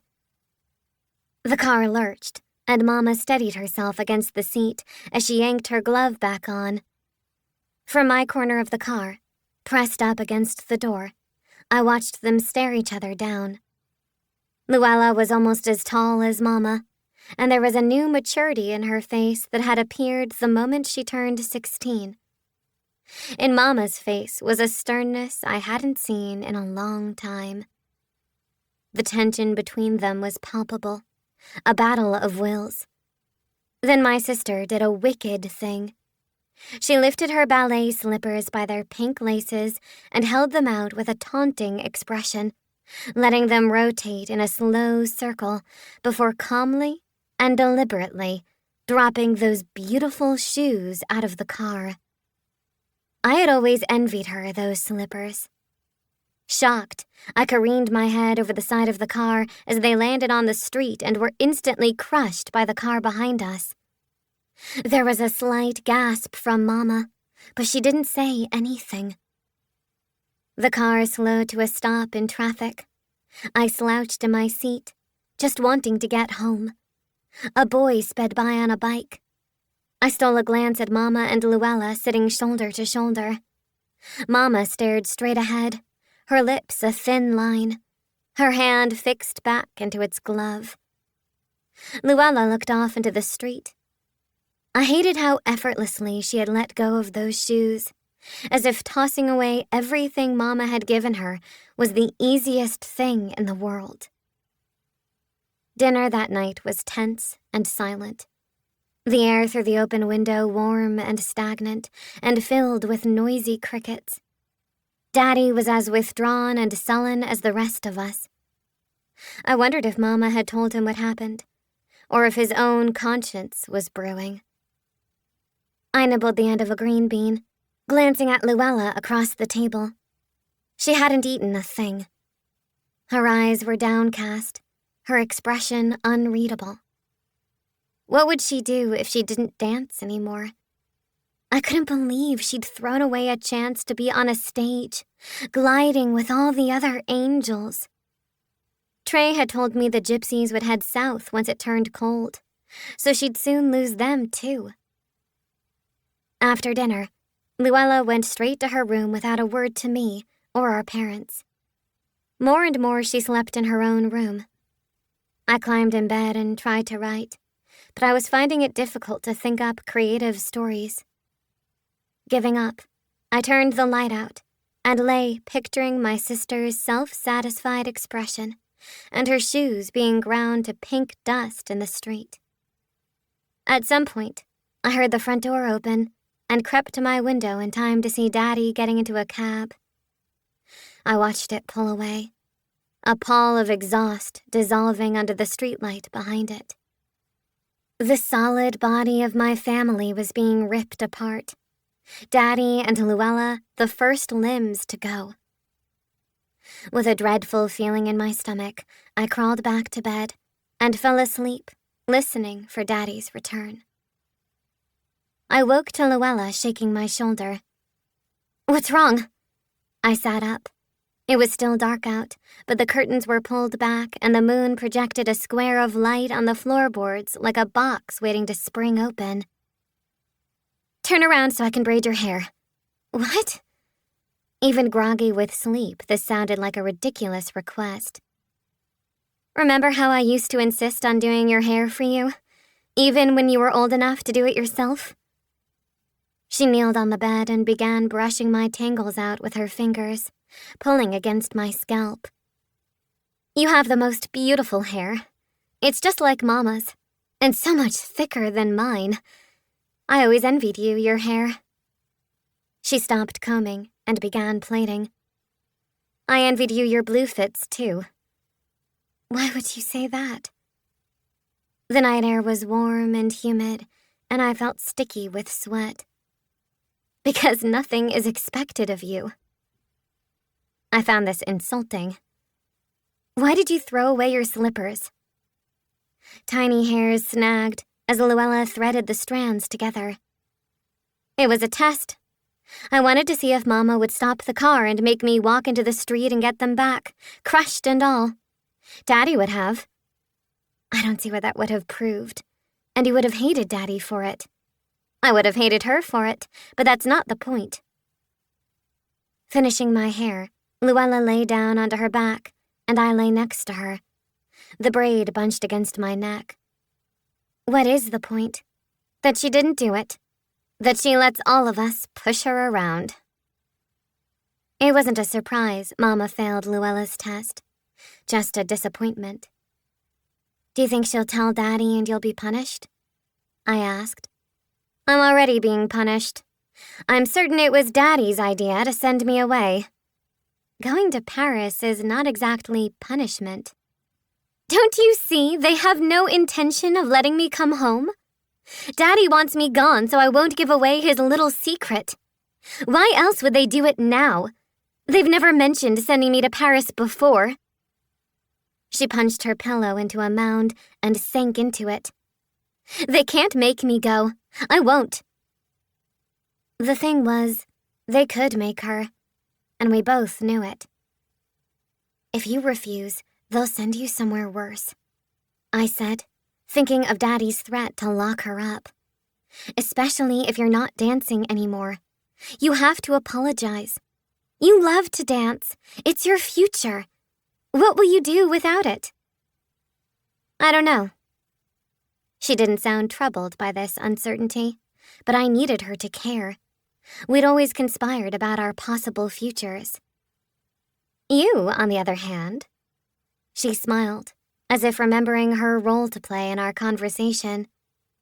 "Will go to college and become a great writer, an enviable, independent woman like Inez Milholland." I cringed. "I don't want to be enviable, or anything like her. I do. She does exactly what she pleases. Daddy sneaks around with a woman like that and expects us to live by different standards. Who says we have to? You know, the gypsies aren't really free either." She propped up on an elbow. "Patience turns 16 next month and will be forced to marry a boy she despises. She's been promised to him since she was 3 years old. Their fathers shook on it, and that was that. We're all trapped." It occurred to me that Luella might be married before long, especially if she wasn't dancing. She might even find a husband in Paris. Then I'd never see her. "Are you wildly in love with Sydney?" "No, I'm wildly in love with their music. When will we ever hear music like that again? If I have to listen to Enrico Caruso belt out one more operatic note on the Victrola, I'll smash the thing. I keep telling myself there's only 1 year of school left. But then what? A failed dance career? A wedding veil and slippers? I used to believe she'd be as famous as the dancer Anna Pavlova, which was foolish. She would not be a ballerina, and I would not go to college. Tracing moon patterns on the ceiling with my eyes, I saw our future plans for what they were. Childish stories. We were no longer little girls able to pretend. I lost the ability the moment I saw Daddy kiss that woman. It made what I believed to be true wrong. Maybe that's why Luella threw her shoes in the street, because she couldn't make herself believe her own story anymore either. I glanced at her, lying flat on her back with her hair spread out over her pillow, her wide-open eyes staring at the ceiling. I wondered if she saw the same moon patterns I saw, or if hers made entirely different shapes. I wanted to tell her about my heart stopping, how I'd seen the walls fall away. I wanted to tell her my chest felt tight all the time, and that I was worried I'd lose her to Paris and a husband and a future I'd never have. That I worried we'd already lost our father, and that our mother would be left all alone. It was too much to say. I was sleepy and didn't know that I'd never get the chance to tell her these things. Closing my eyes, I listened to the shifting of my sister's wakeful body beside me until I finally drifted off. It was the only time I remember falling asleep before her. I woke at 9 o'clock the next morning in the exact position I'd fallen asleep. An empty pillow faced me.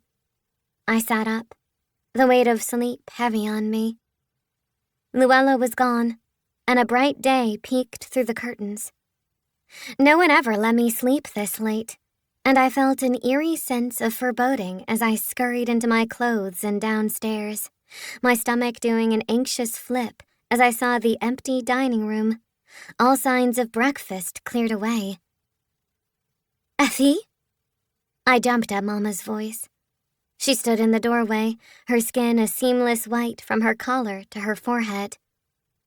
"You've slept through breakfast, you naughty gal." She smiled a bud of color into her cheeks, but there was a false cheeriness to her voice. "Why didn't Neil awake me?" "I've given House a day off."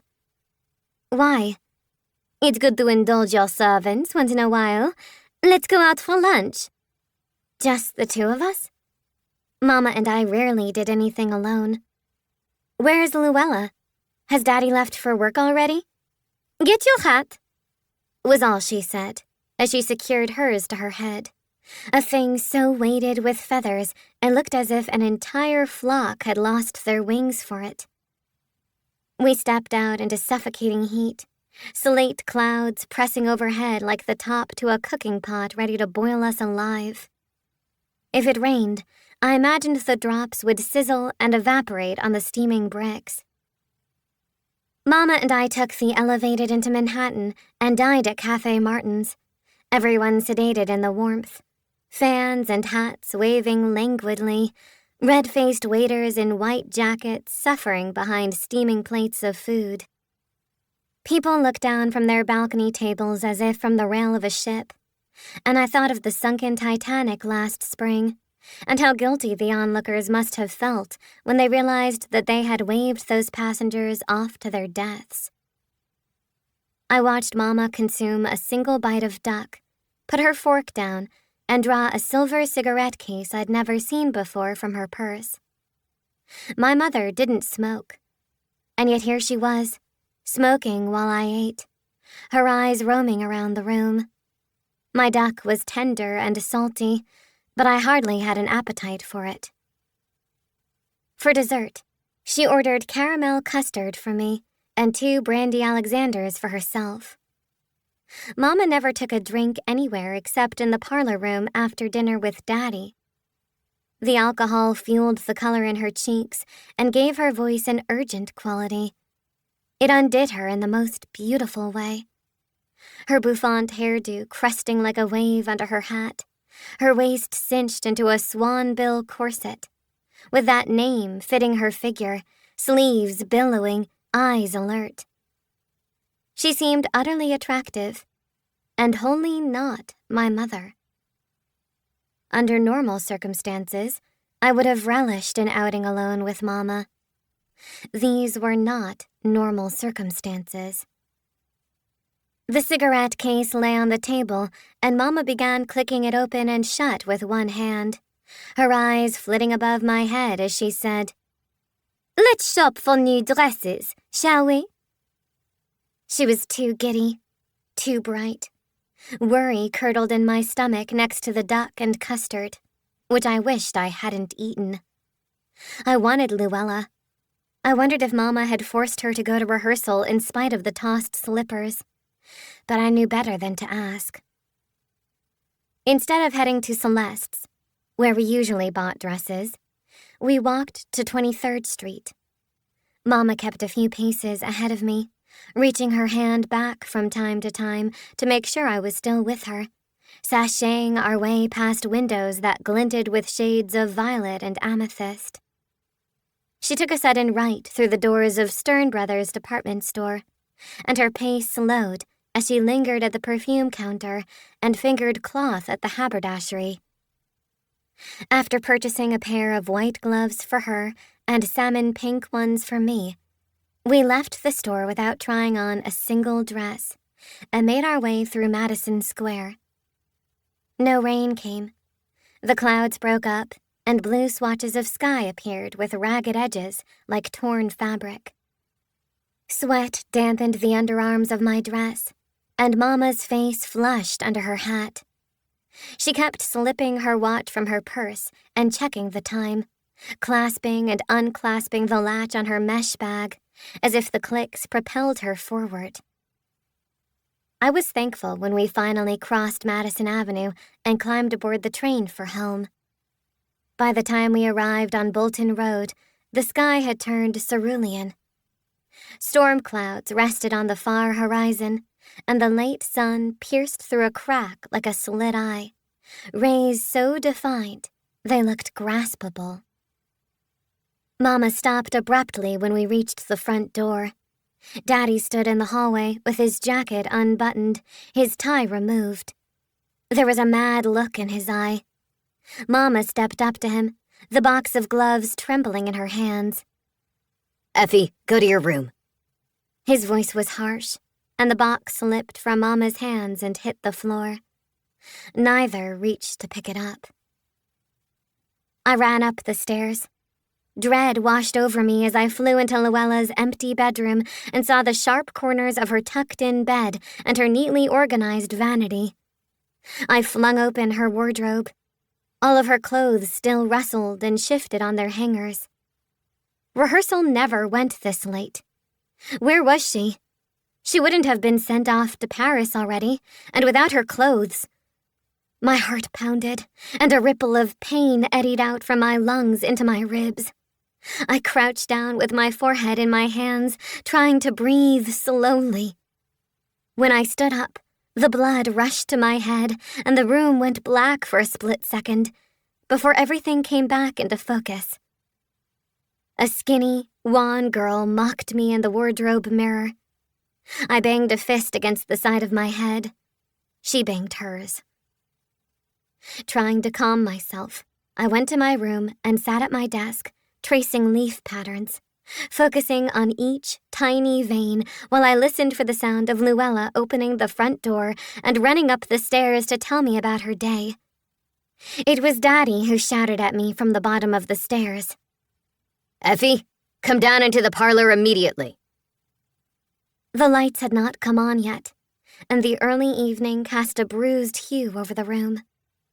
My mother sat crumpled on the couch, her shoulders at an odd angle, her dress withered from the heat. My father stood to the side with his arms crossed over his chest. He seemed shrunken, as if recent events had taken height off of him. Then I saw my grandmother sitting in an armchair, her tiny form wrapped in her black dress like a tightly bound package, her face heaped with disapproval. My thoughts raced. What was she doing here? She never left her home on Gramercy Park. The last time she'd come here was when our grandfather died. "Where's Luella?" I cried. My parents looked at each other, hesitating long enough for my grandmother to jump in with a crisp, "She's been sent away to summer camp." Summer camp? I wanted to laugh at them, or scream. How ignorant did they think I was? They knew about the gypsies. "Where is she?" I repeated, choking up. "Has she already been sent off to Paris?" "Hardly." My grandmother pursed her lips and jerked her head to one side. "Effie." Daddy stepped toward me, looking like he used to when he worried I was going to have a fit. Those were the only times he ever looked uncertain of himself. "Your sister's gone away for a bit, but she's fine. She'll be back, and she's not as far away as Paris, so you needn't worry about that." "Why can't I know where she is?" "You have to trust us. It's for your own good." I shook my head, tears streaming down my face as Daddy's strong arms pinned me in a hug. His heart beat against my ear, and I pulled away, gulping for air. Mama stood abruptly. "Take a breath. Don't get worked up." She patted the air with her hands, her anxiety visible on her face as she came toward me. I backed to the wall, everything pulling away, my feet and hands distant, floating objects. I couldn't bear Mama touching me, and I ran from the room, hearing Daddy say, "Leave her be, Jean." Upstairs, I kneeled on the floor with my head dropped forward on my bed, the tightness in my chest suffocating. I slammed a fist into my breastbone, wanting to rip out my stupid heart. I didn't want to view the world through this damaged portal anymore. It didn't make me special or different. There was no strength in my survival. It was just time, slowly wearing away at me. If it wasn't for my condition, Daddy would have sent me away too. I'd lied and snuck out and gone to the gypsies. Maybe this was why Luella envied my blue fits. Did she know what he was going to do? When the girl comes down the stairs, her father is waiting for her, slapping his driving gloves against his thigh as he opens the front door. Early morning light halos his head like a saint, which makes the girl laugh. She is told to get her hat, and does so, only because she believes her father is going to try and convince her to go to Paris, and she will have her chance to tell him she has no intention of being sent away. The girl pauses at the door and looks up the stairs, wondering if her mother and sister are still asleep. When the door closes, she has no idea she won't be home for dinner. Only when the car winds up the road and the gates to the House of Mercy close behind them does she begin to cry out. No. I put my hands over my eyes. That's not how it went. I jumped off my bed and returned to Luella's room. Twilight lingered, casting shadows around the room. As much as I didn't want to believe she'd abandoned me, I hoped with every bit of my racked heart that Daddy hadn't locked her away, and she'd escaped with the gypsies. I fell on my knees and reached under her mattress, driving my hands around the flattened space. If Luella had left willingly, she would have taken her treasures with her. We had agreed to hide all things associated with the gypsies under our mattresses. Mine housed a book of Wordsworth that Marcella had lent me, a feather, and a yellow ribbon that Trey and I found in the woods. I reached up to my elbows, scooting my hands around, willing them to find nothing, my breath catching as they bumped into a bulky object. Pulling it out, I tossed Patience's blue silk scarf on the bed. The knot slipped open, and glass beads spilled over the coverlet like pearls of water. There was also a silver comb and 2 spools of embroidery thread. I rolled a single turquoise bead between my fingers, a drop of red in its center like the spell of an evil eye. As certain as I was that she wouldn't leave these treasures behind, I still brokered hope that she might, after all, be at the gypsy camp. Gathering Luella's things, I went back to my room and dumped them on the bed. A sound outside drew me to the window, where I watched Daddy help my grandmother into the car, her back hunched and rounded. I saw the elegant Miss Milholland in her place, and felt a twist of rage at Daddy. The car pulled away, and he stood with his hands shoved in his pockets, looking down the street for a long time. I didn't go down to dinner. At 7 o'clock, my father knocked on my door. Effie, are you all right? I didn't respond. Like I said, your sister's fine. She'll be home before you know it. Effie, I need to hear your voice so I know you're all right. I'm fine. Are you hungry? No. The tips of his fingers drummed against the other side of the door. Well then, at least get some sleep, you hear? That night, I lay fully clothed on top of my covers with the window flung open so I would catch every sound. Carriage wheels creaked on the road. A dog barked. A motor car revved past. When I heard the clock chime 11, I crept into the hallway. No crack of light shone from under my parents' bedroom door, and I tiptoed down the stairs, hugging the wall where the stairs creaked the least. Outside, the bright, hard light of the full moon lit my way as I hurried through the woods, past our stream and the Indian caves, and up the hill into the meadow. Fear pricked my feet with what felt like 1,000 needles. I was afraid the field would be an empty bowl of moonlight. The gypsies would be gone, and my sister would be gone with them. I raced forward, my chest heaving with a gasp of relief when I reached the clearing and saw the gypsy fires puncturing the sky with their glow. I charged through the grass, half expecting Luella to rush up and tell me to quiet down. But it was a man who stopped me. Christ almighty, I almost clubbed you over the head. I recognized Job's voice. Hey, Pop, it's Effie. Job's father, Freddie, emerged out of a pocked circle of light. He was large, like his wife, with black pits for eyes and a heavy beard.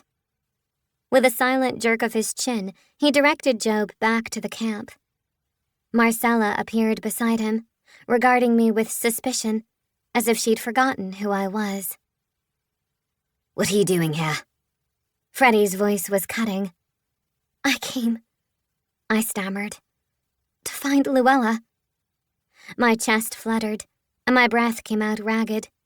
In the flickering firelight, I caught a glimpse of Trey with his hands stuffed in his pockets. He looked right at me, but didn't approach. Your sister is not here. Marcella moved from her husband's side, blocking my view of Trey and the fire. Lit from behind, the soft lines of her figure hardened against the night, and her form looked Herculean. You shouldn't be here either.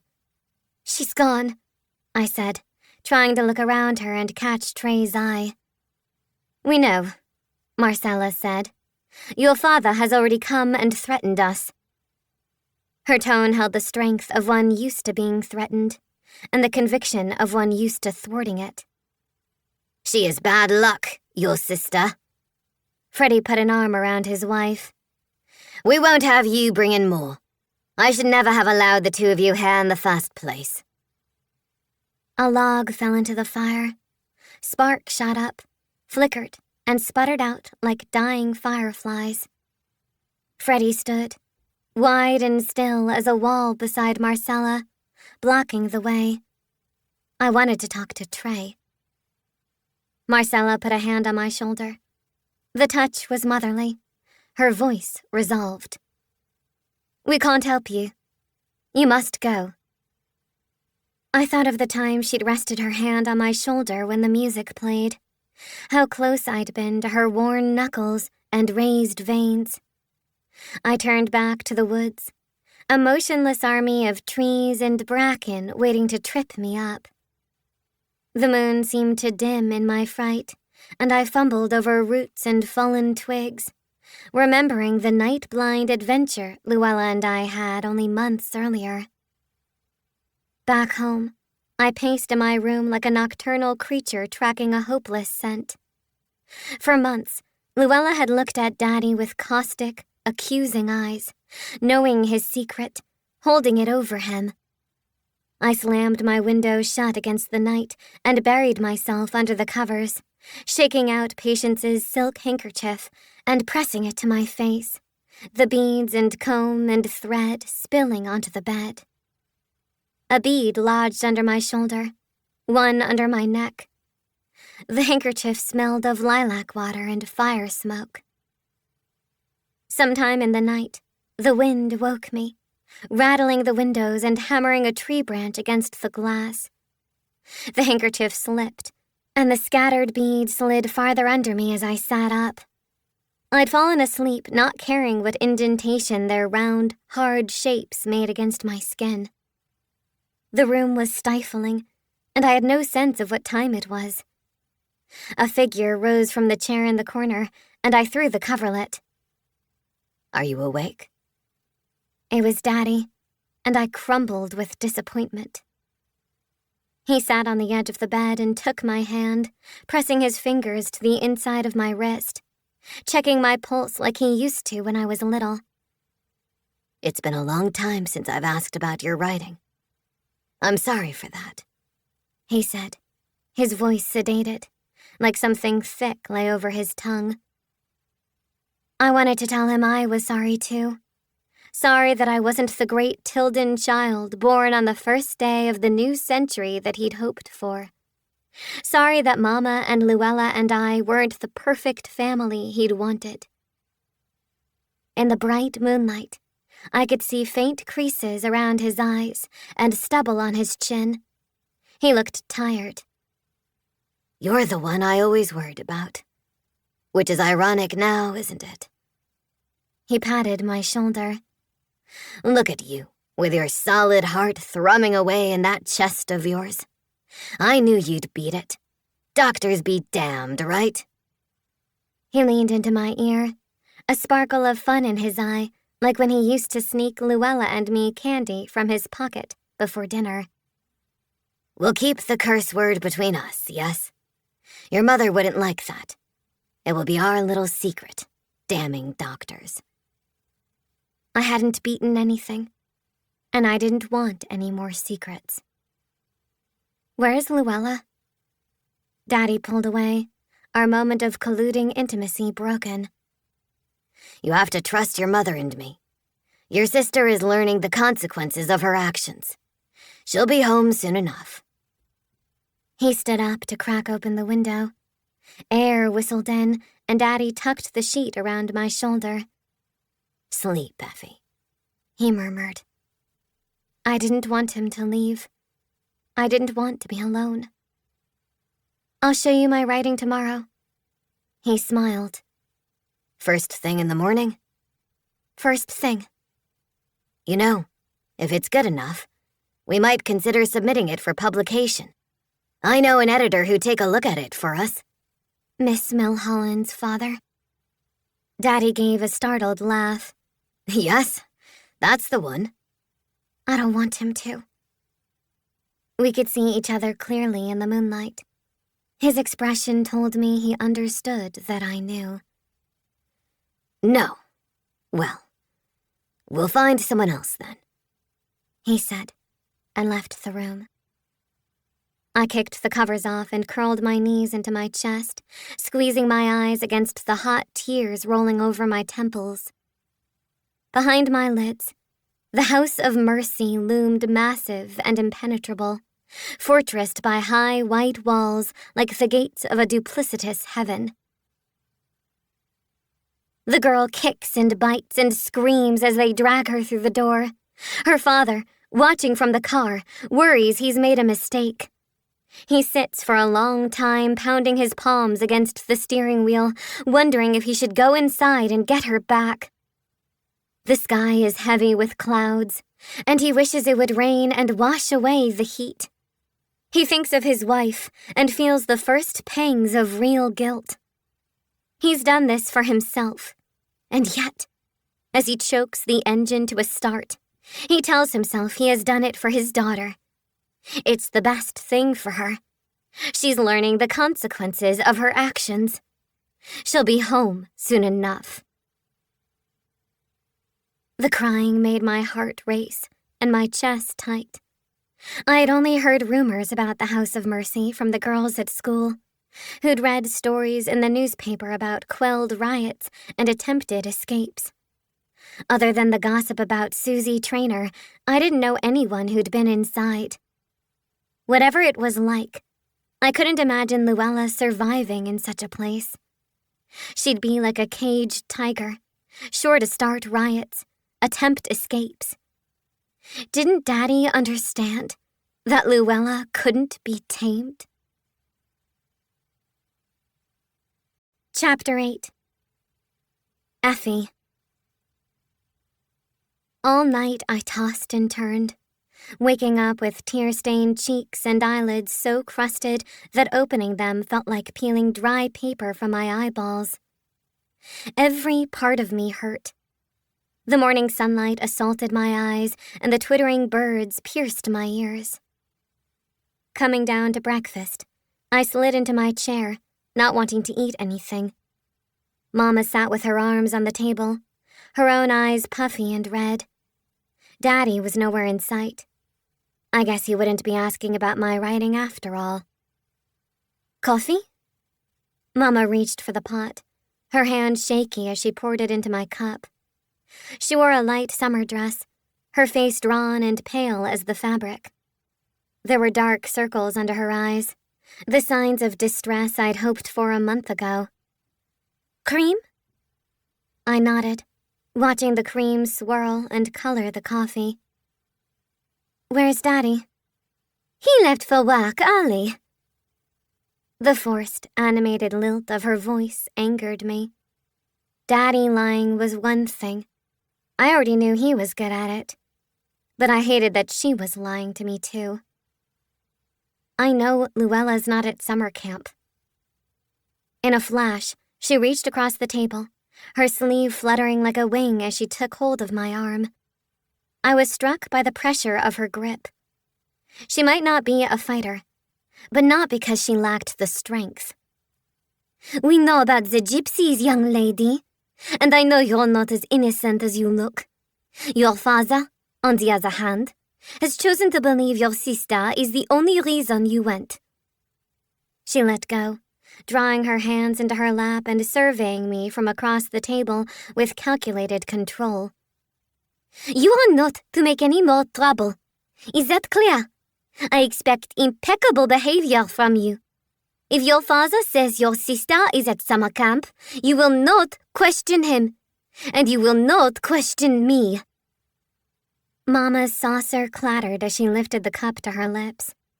She took a sip before picking up the silver tongs and dropping 3 lumps of sugar into my cup. Just as you like it, yes? Her voice was conciliatory. Or I can have Velma make you tea, since there's no Daddy here to tell us otherwise. I spent the day curled on my bed with my collection of Arthur Lang's fairy books. Luella's absence left me gutted. I felt heavy with anxiety, and I had a blue fit that made me feel as if I was sailing out of my body. When night fell, I arrived at the dinner table and ate in silence, choking down colorless fish and buttered carrots. Mama looked aged and distracted, and as abandoned as I felt. Daddy did not come home for dinner, and Velma brought the dishes to the table in grim silence. The next morning, I stayed in bed, and no one came for me. The heat had broken, and a cool breeze came through the window. Outside, The sky was a baby blue. When I finally made my way downstairs, wearing the same gingham dress I'd slept in, the house was empty. Where was Daddy? Had Mama left too? I ran back upstairs to their room, imagining empty drawers and wardrobes, my family packed up and gone. I pushed open the bedroom door so fast it banged against the opposite wall. Gracious! Mama flipped over the piece of paper she was writing on. What on earth is the matter? I thought you were gone. I felt foolish, but relieved. Don't be silly. She capped her pen, the kimono sleeves of her robe billowing as she pivoted on her chair. The front slipped open, revealing her smooth chest above her nightgown. She was not wearing her gloves, and the scars on her hands stood out like white veins. When she came over and cupped my chin in her palm, I found no comfort in the uneven bumps. Instead, I found her touch disturbing. I saw her in flames, fire leaping up her bathrobe, consuming her. She pulled away. Come, sit. I have something to ask you. I sat on the edge of her chaise longue, fiddling with the tufted yellow buttons as I watched her light a cigarette. Was this a habit now? I couldn't tell if it was an old one she'd kept well hidden or something she'd picked up since Luella left. There was a wariness in her gaze and nerves in the quiver of her smile. Tell me about the gypsies. My stomach iced over. If I told her, everything Luella and I shared would turn into incriminating evidence, and the sacredness of it all would be ruined. Our collective enchantment would crack and float away. I'm sorry about yesterday. I won't be angry with you, I promise. Mama's tone softened as she sucked on her cigarette, holding her robe closed with one hand. I'm sure your father's right and that Luella made you go. It doesn't seem the sort of thing you'd think up. Why not ask her? Mama sighed, pressing a single finger between her brows. She's not talking to us at the moment. She dropped her arm and looked at me. How long have the two of you been going up there? Since Luella first asked about them? The time I forbid you to go? I remember being gracious enough to tell you I'd take you when there was a charitable event. She walked over and wrenched open the window, taking a moment to exhale her smoke. What did Luella do there? Dance, I said, even though I knew this would wound her. Dance? What kind of dance? I don't know. Gypsy dances. She made a disgusted sound. What else? Sang. She danced and sang. Mama jerked around, stubbed out her cigarette, and shed her bathrobe onto the back of a chair with quick, angry little movements. She shimmied out of her nightgown and let it fall in a heap at her feet. Wavelets of white crepe lapped the floor like frosting slipped from a cake. It was distressing to see the naked, pale dip of my mother's back, the gentle rise and fall of her buttocks as she flung open her wardrobe. I couldn't remember seeing her naked before. She opened the wardrobe and tossed a dress on the bed, pulled a chemise from a drawer and slipped it over her head, then gathered her hair over one shoulder and stood twisting it into a thick band, her eyes wide open. What could she have possibly seen in that sort of thing? How could that vile, dirty life appeal to her? I shrugged, fighting rising tears. I don't know. Luella would have faced Mama head-on. Maybe she had. Maybe she'd spat and screamed as they carried her off. What did you do there every afternoon? She braced herself, ready to hear the worst of my improprieties. I watched and wrote.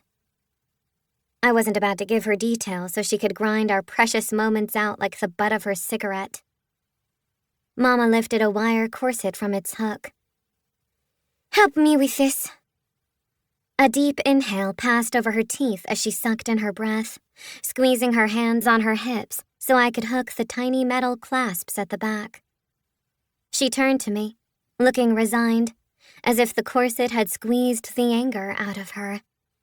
Her eyebrows lowered and her lips sank, her whole face surrendering. When you were little, I worried Luella was too attached to you. She'd carry you everywhere, check on you when you cried, and tell me when you were hungry. And then it was you who ended up too attached to her. She sighed deeply. I wish you hadn't followed her to the gypsy camp. But I know you won't do a thing like that again. Just don't go and get sick on me now, okay? You stay strong while your sister's gone. Promise me. I nodded, grateful I'd managed to keep my blue fits from her all summer. Over the next month, my father made himself scarce, working late and going to the office early, or so he said. Not once did he ask about my writing, but I had nothing new to show him anyway. The energy my mother mustered in his absence was impressive. Her movements became rapid, brittle. Her skirt snapped and her bracelets jingled. Summer was almost over, but she and I still went on picnics, attended the theater, and took day trips to the beach. Not all of society was in Newport, and the remaining ladies filled our drawing room with their rustle and chatter.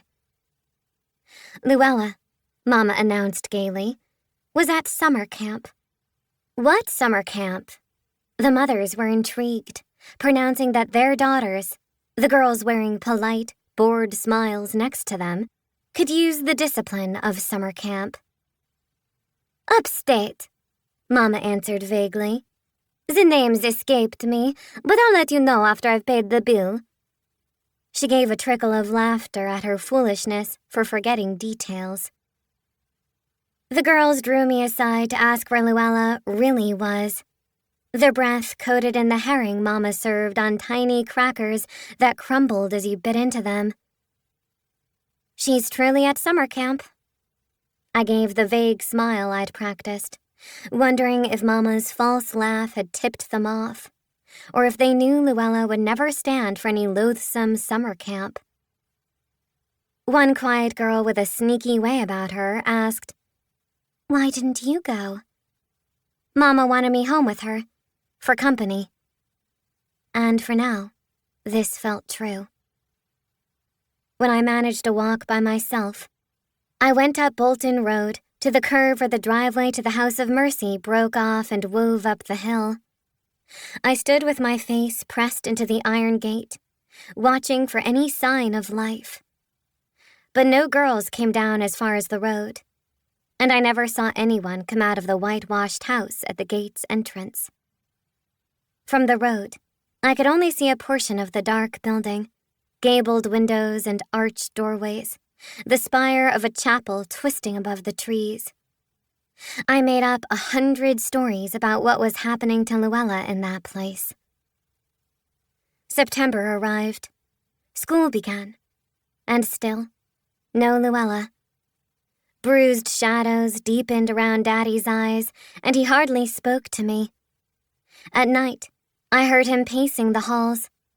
If I happened to meet him in the morning, he'd look as if he had forgotten my very existence. A polite, stilted good morning was all that passed between us.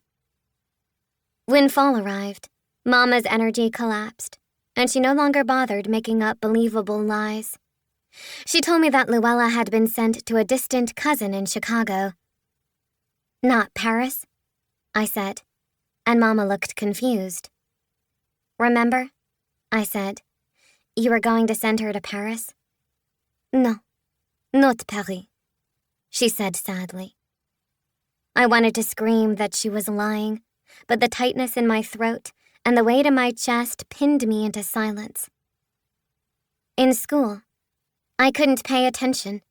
My mind was easily muddled. Teachers' voices confused me. The blackboard blurred, and text seemed to slide off the page. With each passing day, the rope of life knotted under my feet. There was no balance, no equilibrium. I never returned to the gypsy camp. I was afraid if I crossed that stream and climbed that hill, all I'd see would be a deserted meadow, empty holes where the fires had been, wheel tracks leading away, the ghost of my sister dancing in the moonlight.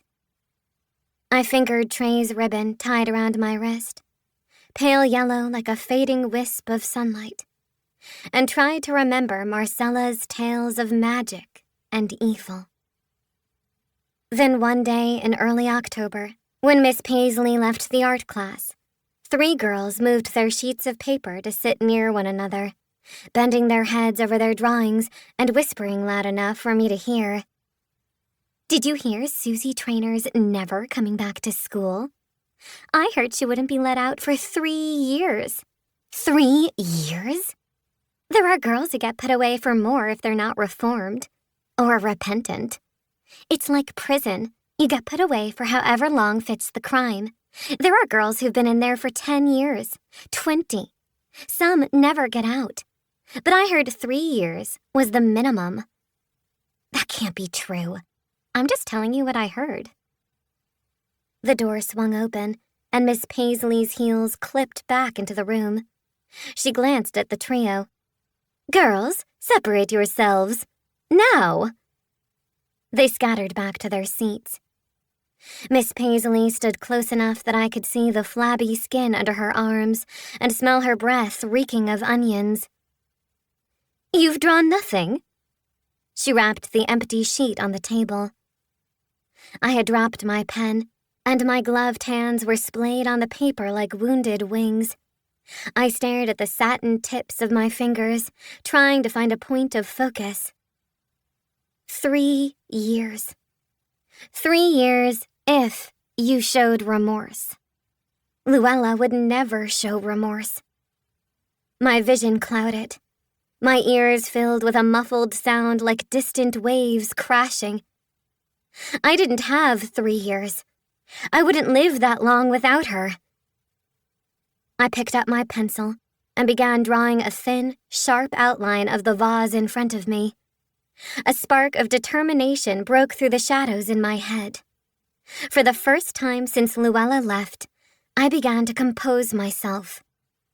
Each line on my paper darkened with each purposeful stroke as the fog of my confusion lifted, and I narrowed in on a single plan.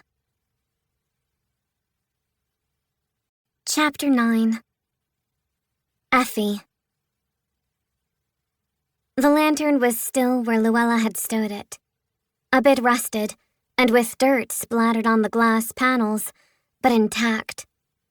Once I'd pulled it from its resting place beneath the ovate, glossy leaves of the abelia, it seemed thoughtless that we'd never returned it to the oyster man. That morning, I avoided my parents, skipped breakfast, and left for school early. In my first class, I told the teacher I wasn't feeling well, and he sent me to the infirmary, where I had no intention of going. Instead, I made straight for the front door of the school. Dark clouds scurried across the sky as I hurried down 57th Street. I'd taken the train home, and now here I was, holding a rusted lantern, not knowing if Mama had gone out or was sitting in the drawing room looking out at me standing in the shrubbery.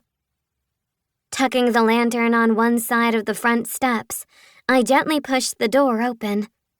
Mama's gloves were next to her silver chain handbag on the hall table. I peeked into the drawing room. It was empty. I tiptoed up to my room, where I wrote a quick note and left it on my pillow.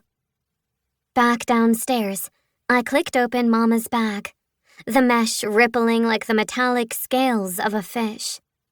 The inside leather held a belly of money. I took all of it and slipped out, picking up the handle of the lantern. My breath quickened as I followed the road to a place where I could duck safely into the woods, leaves crunching underfoot like aged paper. At the stream, I peeled off my shoes and socks and waded in up to my ankles. It was ice cold, but I didn't move. The wind picked up, shaking red and yellow, perfectly veined leaves from the trees. I left the few that had fallen onto my hair as I stepped out of the water, stamping my numb feet on the bank. The oysterman's house teetered on the edge of Spuytenduyvil Creek. Its frame tilted to the east, as if the wind had been blowing from the west for 100 years. The white paint had long since worn away, and its drab clapboard seemed to cling on for dear life. I picked my way down the slope and up the dirt path, past an abandoned shovel and a bucket of dead fish.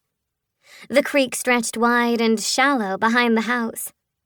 It was said that if a man tried to wade across, the devil would drag him by his trousers to the bottom.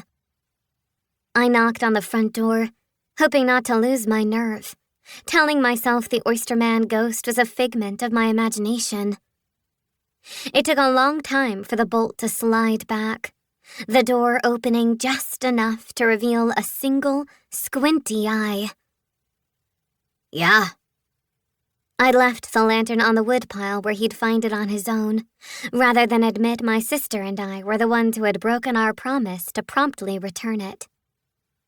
"I've come to ask for your help," I stammered. You in trouble? He eased the door open enough so I could see the whole of his face. It wasn't an ogre's face, after all. In the light of day, it was just worn, tired, and in need of a shave.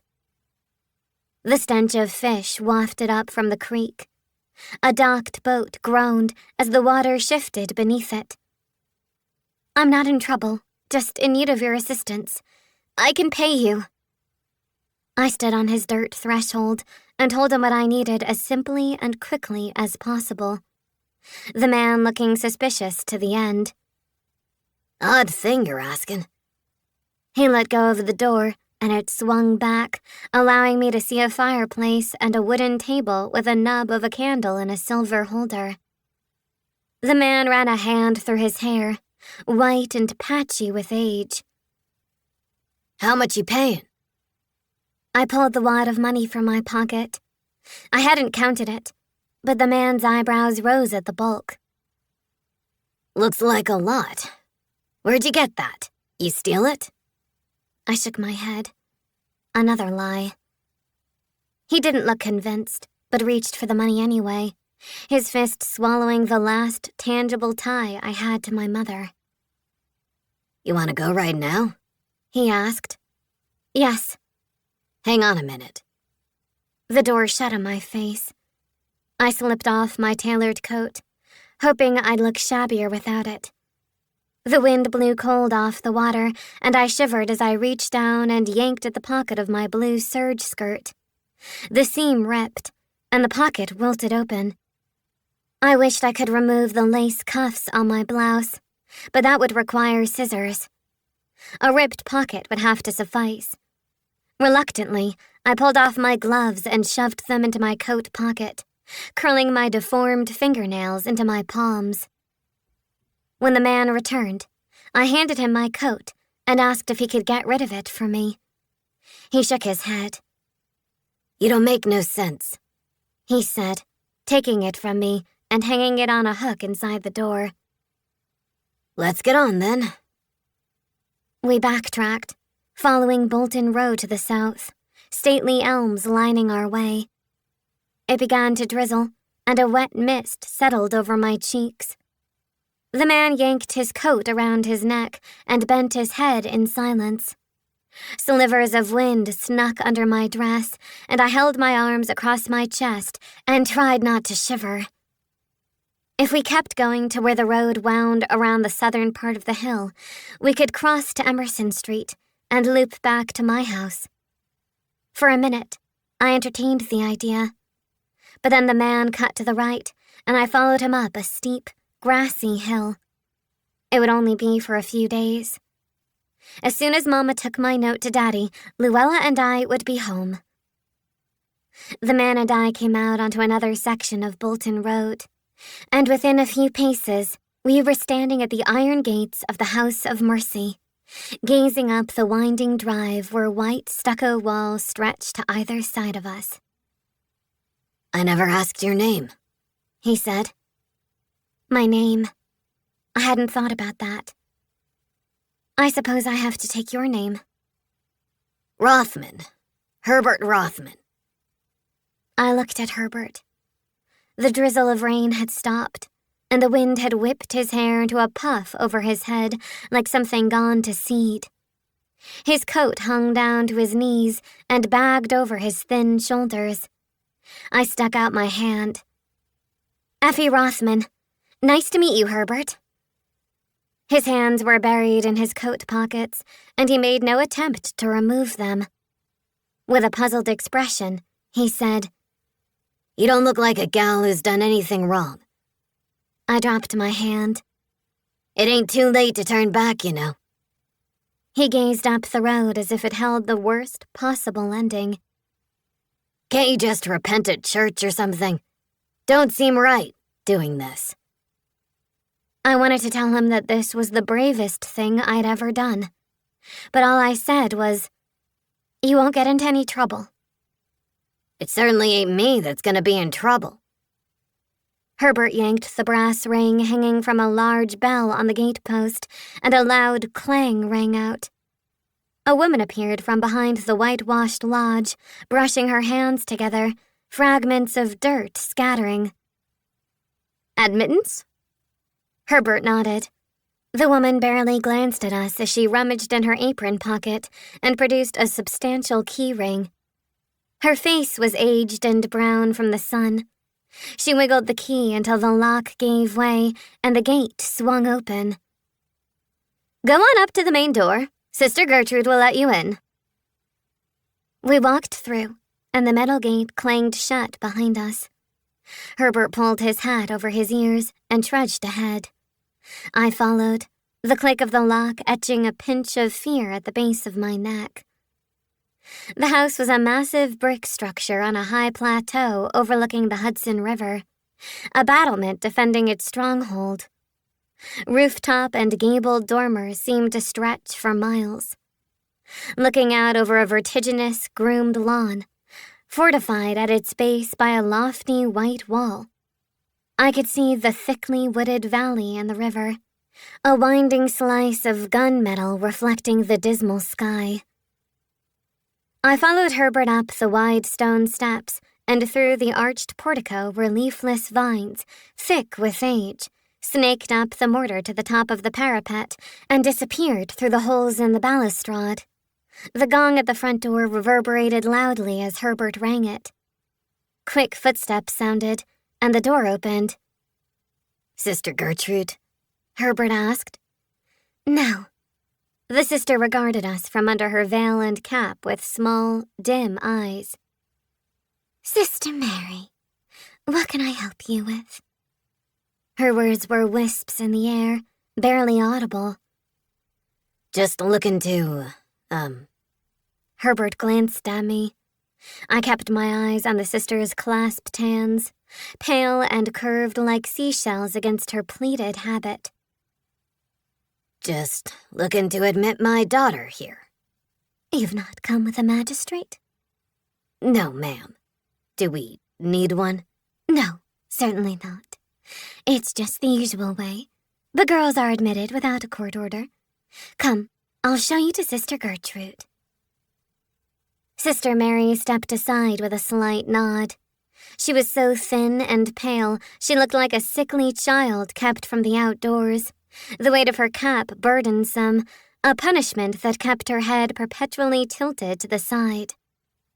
The hallway was clean and white, the floor polished. It was cold, but not unpleasantly so. We stepped inside a small room with a sterile smell that reminded me of a doctor's office. Sister Mary told us to wait, returning within minutes to lead us into an even smaller room where another sister sat dwarfed behind an enormous desk, bare save for a single lamp shining over the dark pool of wood. To my left, a heavy oak table ran the length of the wall with a row of books, a clock, and a marble sculpture of Jesus bowing his head. On the windowsill, a spindly plant sat in dim light. The woman behind the desk excused Sister Mary, who gave an obedient nod and backed out of the room, her movements as cautious as her voice, afraid of taking up too much space or too much air. I wondered how any of the girls obeyed her. One glare from Luella would knock her over. Luella. Where was she? In the dining hall? The chapel? Some barren room? I looked at the woman behind the desk and did my best to hide my eagerness. The sister regarded me with a neutral gaze. The only sound in the dim room was a soft tick of the clock. She looked at Herbert. "I'm Sister Gertrude," she said kindly, glancing away momentarily to pull pen and paper from her desk drawer. "The child's name?" Herbert twisted the brim of his hat round and round in his hands. "Evie Rothman." The uncertainty in his voice was aggravating. I willed him to be believable. Sister Gertrude uncapped her pen and recorded the information. "Age?" At a desperate glance from Herbert, I answered for him. 13. The pen hovered over the paper. Sister Gertrude looked up. She seemed old, and yet had a round, unlined face and smooth, veinless hands. Her life under her habit, out of the sun, with small meals and hours of kneeling worship, had preserved her nicely. 13, she said skeptically. "I'm small for my age." She gave a disbelieving grunt. "Birth date?" "January 1st, 1900. Her eyes went to Herbert. They were a snapping blue. "You're her father?" Herbert cleared his voice with a guttural sound, managing a "yes" through the phlegm. A speck of disgust flickered across Sister Gertrude's face as she continued to take down his age, address, and employment. She asked my mother's name, and Herbert gave one easily. Who she was, I had no idea. A dead wife, a daughter. Sister Gertrude pushed the paper to the edge of the glossy desk, proffering her pen and directing him to sign on the bottom line. Herbert did. "Now then." She wove her long fingers together and clasped them in front of her, leaning forward with a soft, empathetic look. "We all fall short of God's glorious standard, and yet I wholly understand that you would not be here if your daughter was not in peril of ruin. How, sir, has this girl fallen from the path of purity?" The twirling hat was now being compressed between Herbert's hands. "She ought to tell you herself." Shifting her attention to me, Sister Gertrude said, "Go ahead, dear. Nothing will shock me. I've heard every impropriety." "I lied," I said quickly. "Is that all?" I tried to think up a better sin. "I kissed a boy." I blushed and bowed my head. "How often?" "Many times." A quiver traveled over her face. "What drove you to this, child?" I didn't hesitate. "My sinful nature." Sister Gertrude rose from her chair, and the heavy cross around her neck swung forward and threatened to knock into the lone lamp. She came around the desk. "Recognizing the sin, my dear, is one thing. Driving it out, another. Are you repentant?" I nodded. Sister Gertrude smiled, and wrinkles creased the corners of her eyes. She took my hand, flinching at my clubbed fingernails. "What's wrong with the girl's hands?" She looked sharply at Herbert. "A birth defect," I answered quickly, and Herbert nodded in consent. Sister Gertrude lifted my hand to the light, inspecting my nails. "As long as it doesn't require medical attention." Herbert looked at me. "No, ma'am," he said cautiously. "That must be a relief for you." She smiled again, dropped my hand and went to Herbert, leading him gently toward the door by his arm, his face red with discomfort. We do our best to rescue our unfortunate sisters. Some find salvation, some do not. That will be up to your daughter. All we can offer her is our protection and guidance. The door opened, and they stepped into the hall. We find that a quick goodbye is easiest on them. She cocked her head in my direction, and Herbert gave a weak wave, looking genuinely concerned as he crushed his hat on his head and disappeared down the hall with Sister Gertrude. I felt the urge to rush after this strange man and cling to him, but Sister Mary was already in the doorway, motioning me to follow.